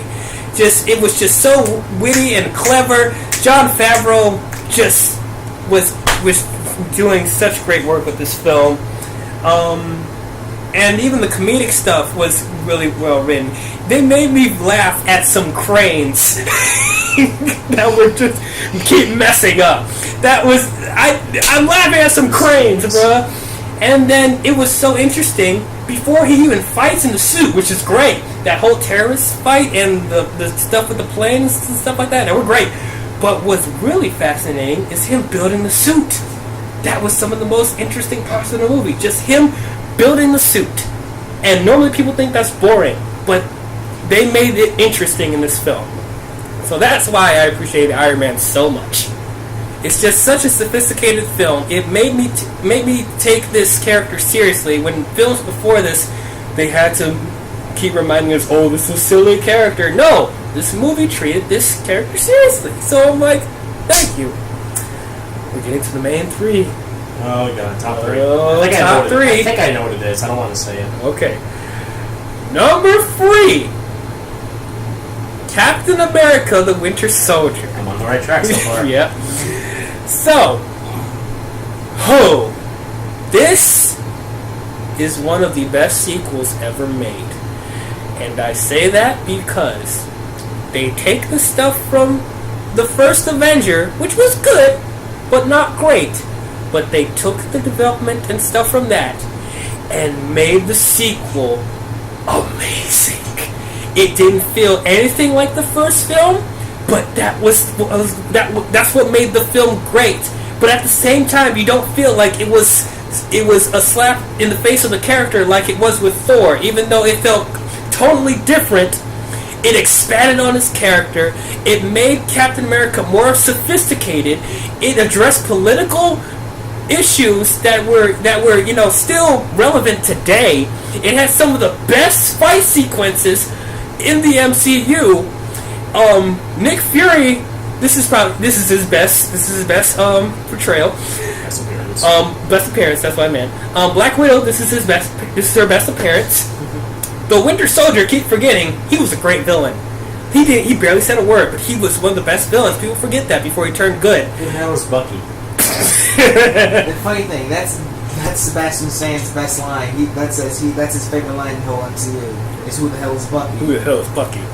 Alexander Pierce is really good. He didn't need to. And played by Robert Redford. Played by Robert Redford, and he's now retired. Robert Redford's retired now. He's no longer making movies. But man, he picked a great movie to be one of his last ones. But yeah, he was great too. People keep sleeping on the villains in this movie, and they're really good. But it's such a great.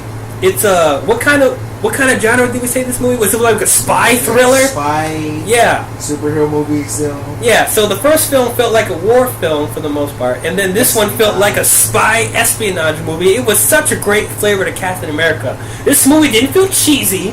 This didn't feel corny. The suit didn't look cheesy either. I agree. This is one of my favorite suits of Captain America. The shield is awesome. They do some amazing things with that shield in that film. Oh my god, it's just a great. It's not just a great superhero film. It's just a great film. I almost put this on the same caliber as The Dark Knight, where people say that's not just a great comic book film. That's a great film. This is on the same tier. You keep forgetting that this is a comic book film. And it's just great.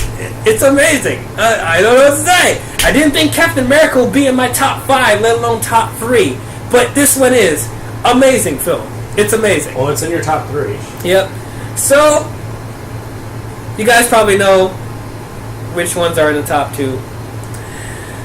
So, these two were the hardest. These were the hardest for me to choose. Ironically, they were released in the same year. They were in the same year. Yeah. Back to back. Back too. to back. It was so close. I had the hardest time deciding which one was going to be number 2 and which one was going to be number 1. Because they both do things that I haven't seen in the MCU. It brought a new flavor. It brought stakes. They both had great villains. The main characters were great. It was so hard. It was so challenging. And I feel like I'm going to cop out and change my mind later on and be like, no, this is number 1, this is number 2. But I just want to let you guys know how hard it was for me to choose 2 and 1 before I say it. Because I know people are going to be like, might disagree. But say you're stalling. Yeah, I'm stalling, but I'm just going to get along with it. So, number 2 is Avengers Infinity War.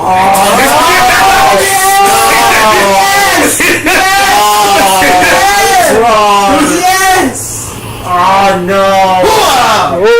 Stick together! Oh, you should have gone for the head! You have no idea Oh my god! how no. hard that was. No. I feel you, Ruby. I really do. I really do.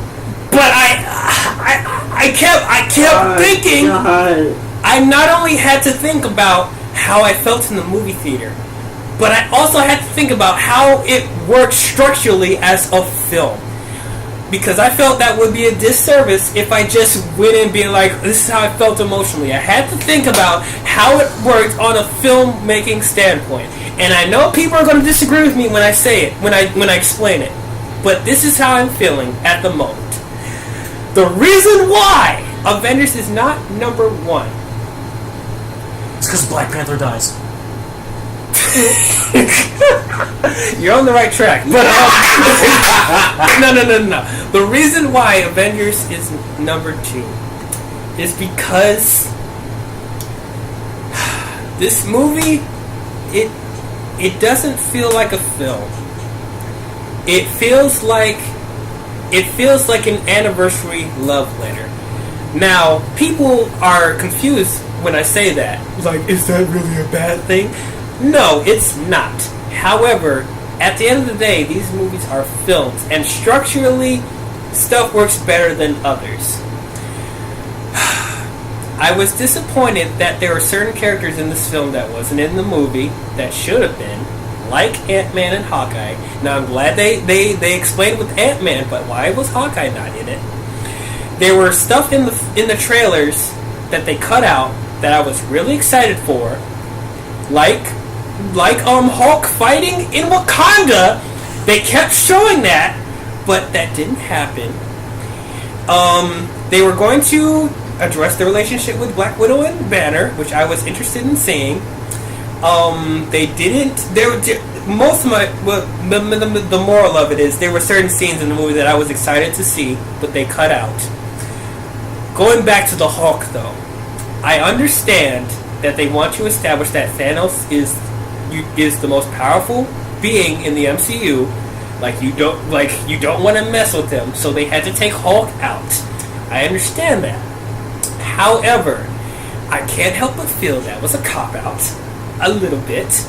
And if you were going to have him taken out at that part of the film, you should have had him bring him back towards the end so it wouldn't feel like a slap in the face. Because I know certain people that were upset about that still. Also, there is so much going on in this film. So much. Like, similar to my thoughts of the first Avengers. This feels like a comic book. This doesn't feel like a film. It feels like I'm watching a comic book because we keep going from scene to scene to scene to scene to scene to scene. I had a hard time absorbing what was going on because we had to keep moving from one place to the next.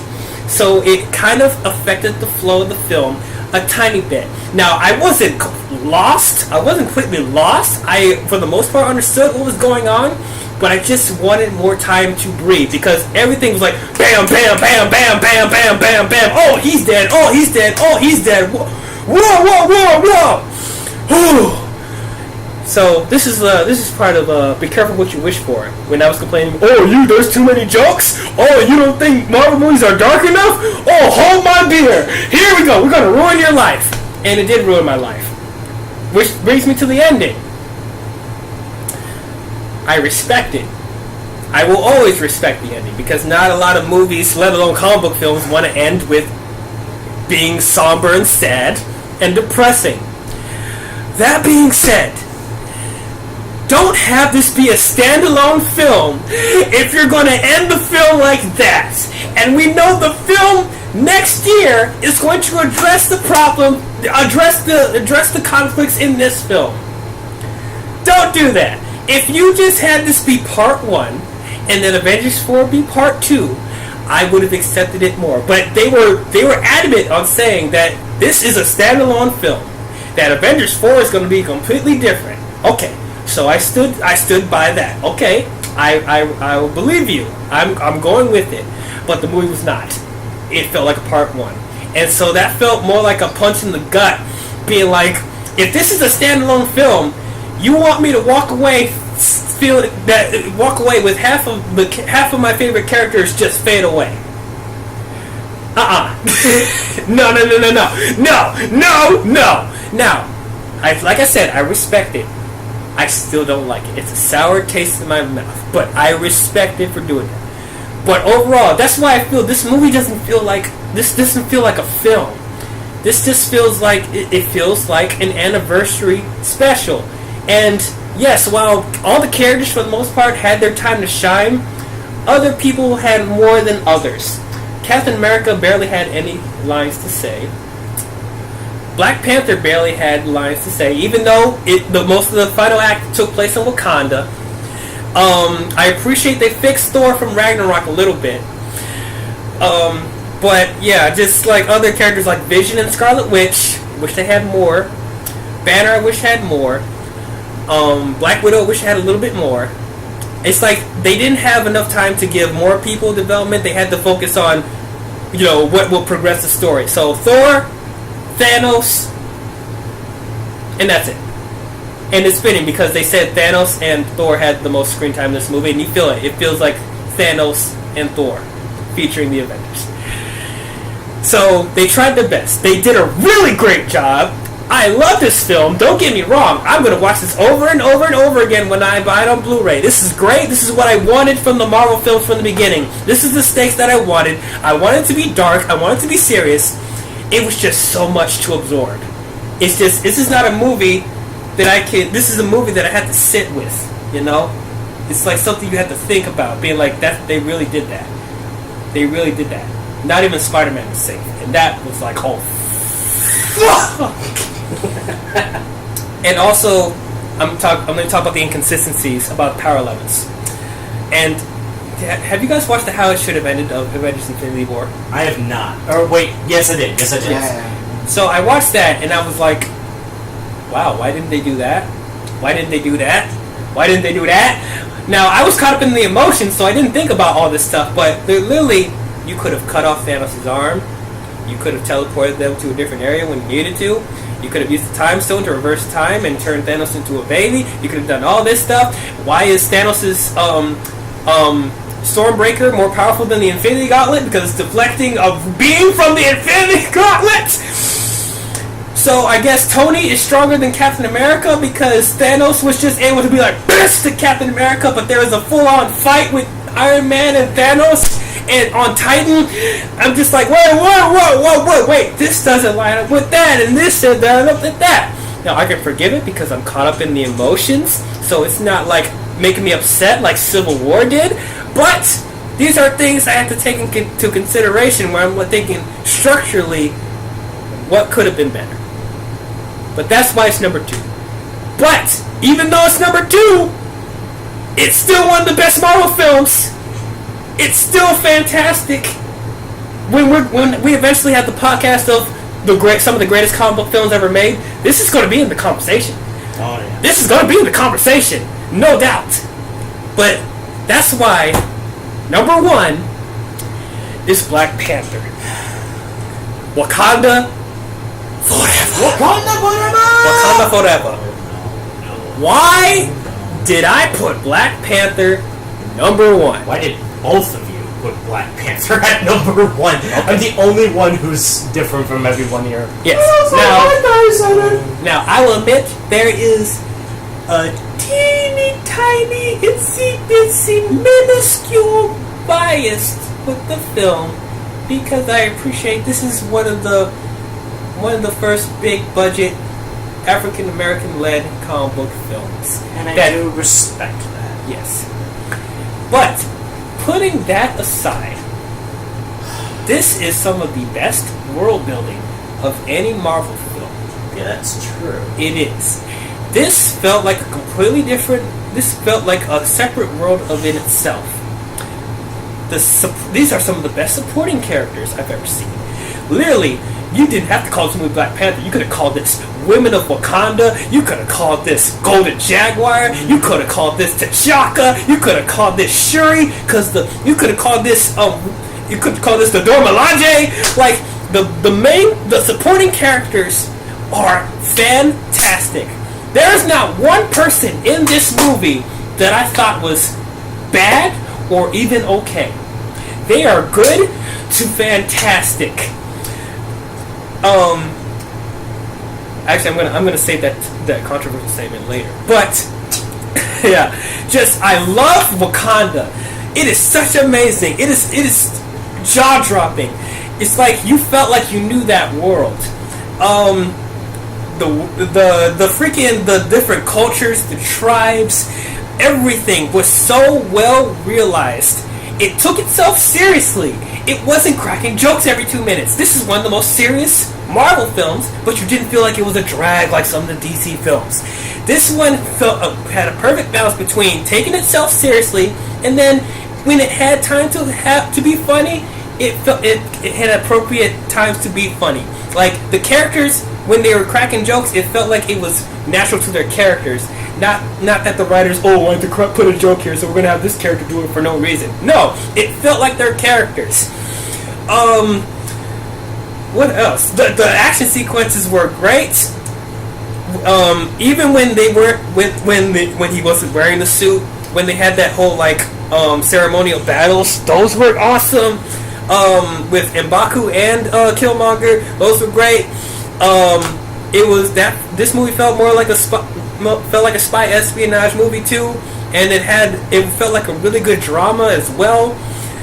It addressed politics that are also really relevant today. T'Challa is one of the best written characters in the MCU and the most consistent character in the MCU. While I love the other characters in the Avengers world, I always felt that there was a certain point where there was an inconsistency in their character or something felt out of place. I still don't feel anything out of place with T'Challa. Nothing at all. Everything from start to finish, from Civil War up until Infinity War, that's T'Challa. And I took him seriously out of everyone else. Okay, so now I will get to the controversial statement.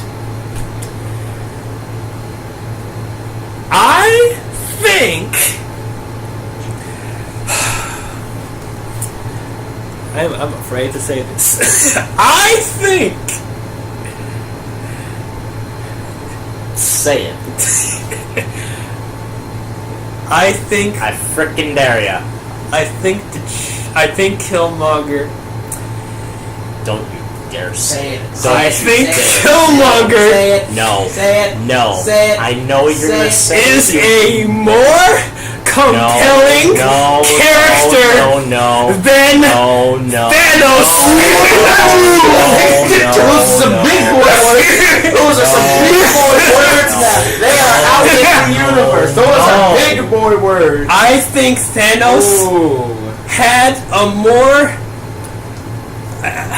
What's the word I'm trying to say? Good, he lost the word. No, I got it now. His backstory is more tragic than Thanos's. I thought you said Thanos' backstory was tragic than Killmonger. I was about to say, excuse me? No. It actually is. Killmonger has more of a tragic backstory than Thanos. Yeah. Now, I know people are about to type in the comments, no, Thanos is the best. No, okay. Hold on, hear me out. I am not taking anything away from Thanos. I didn't say anything about Killmonger being the most imposing, or the most scary, or the most powerful. I didn't say that. I said, Killmonger, emotionally, as a character, I felt for him more than Thanos. Thanos is more of a Hitler-type character, where you understood why he's doing the crazy thing that he's doing. He has a motivation, and he's trying to better mankind. But for Thanos, I didn't feel anything where I was like, oh man, I feel for you, Thanos. Oh my god, I really wish you didn't have to go through that. I didn't feel that with Thanos. I felt that with Killmonger. Because at a young age, he was rejected by the Wakandan nation when it was not even his fault. It was his father's doing that turned him in. It was his father's fault mainly. And then T'Challa's father did a disservice to Killmonger and his father by not taking Killmonger in when he was a child and leaving him to become a psychopathic killing machine growing up, and then trying to create war on the rest of the world. Like, people, there's a hashtag, Thanos did nothing wrong. They should put hashtag Killmonger did nothing wrong. Literally, the stuff that he's doing, it's not his fault. It's from the wrongdoings of Wakanda, who we thought up until that point could do nothing wrong. There's this wholesome nation that they're peaceful and they see everyone as equal. No, they're showing the bad side of Wakanda, which is not really something you see in good versus evil stories. They show the bad side of the good guys, and that's something I haven't really seen in the other films. I mean, Winter Soldier to an extent, but they didn't go far enough, and they depended so hard. They were dependent so much on the TV shows to fill in the gaps. But this movie laid it out for you that, with Wakanda being so advanced and intelligent and having so many resources, is it a benefit to mankind to share those resources? Or will it become a detriment to mankind and make things worse? That made me think. I'm like, oh my god, I didn't think of it that way. Because of today, I don't want to get too much into Illuminati theories and stuff like that, but it's like, we live in this, this rich supremacist society where they want to, oppress people that aren't as wealthy or aren't as knowledgeable. And then all of our talks about religion and gods and who are the real original people of Earth.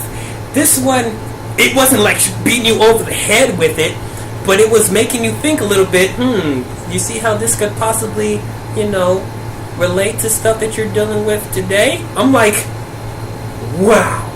And then T'Challa pretty much being the Martin Luther King figure of this, of this movie, being like, yeah, I know that I have a responsibility to my people to keep, our society safe and keeping our resources valued, even though we're more advanced than the other people and we could be doing more. He has to find, a way of making a balance, keeping the society preserved, but at the same time, he wants to help people. He wants to help people. Like, that's it with his character, which made me feel like this is a better interpretation than he was in the comic books, because Black Panther was more cutthroat and didn't care about the outside world as much as he does in this film. And so that made me really feel for him. This emotional, and also not to mention the fact that it was focused on one direct story where it didn't have to hold the responsibility of all these other films that came before and trying to do a juggling act with all of them. Even though Avengers did it really good, but it's just the movie with Black Panther was able to focus more on one story, and that way was able to flow and were able to breathe and take in the storylines and the character moments and the emotional moments. So that's why I put Black Panther as number one.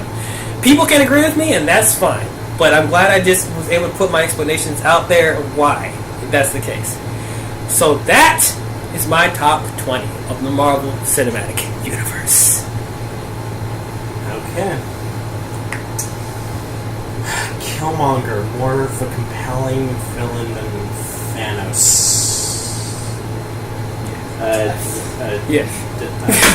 Actually, everything that he pretty much Wayne said, it sums up this movie. Yes. But that's just our opinions on our top 20s. What did you think about our top 20s? Did you think we're absolutely crazy for our list? Do you agree with our list?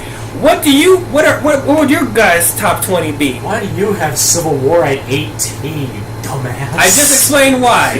And you can rewind and go back to my reasonings. But that's how I feel. But yeah, please comment down below. What's your points are invalid. I guess so. And the people are going to be more pissed off when I talk about DC.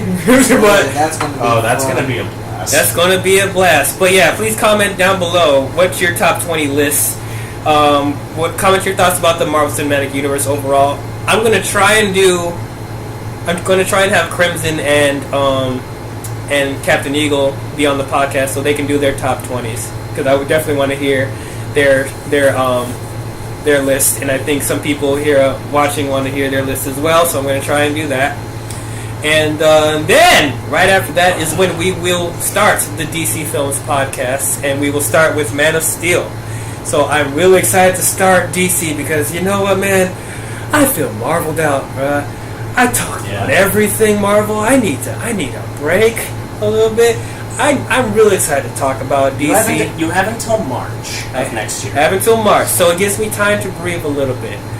But yeah, I'm excited. So thank you guys, as always, for watching. If you guys enjoyed this 3-hour podcast, thanks, Dwayne. I thought we were gonna get like an hour, maybe 2 hours max, but you know, passionate discussions, you never know where it leads you. But yeah, go ahead and hit that thumbs up down below, or hit a thumbs down since you don't like my list at all. And comment. I'm only putting a thumbs up on this list just because Ruby Groovy is just the most accurate. Ruby Groovy is the most smartest person on this panel.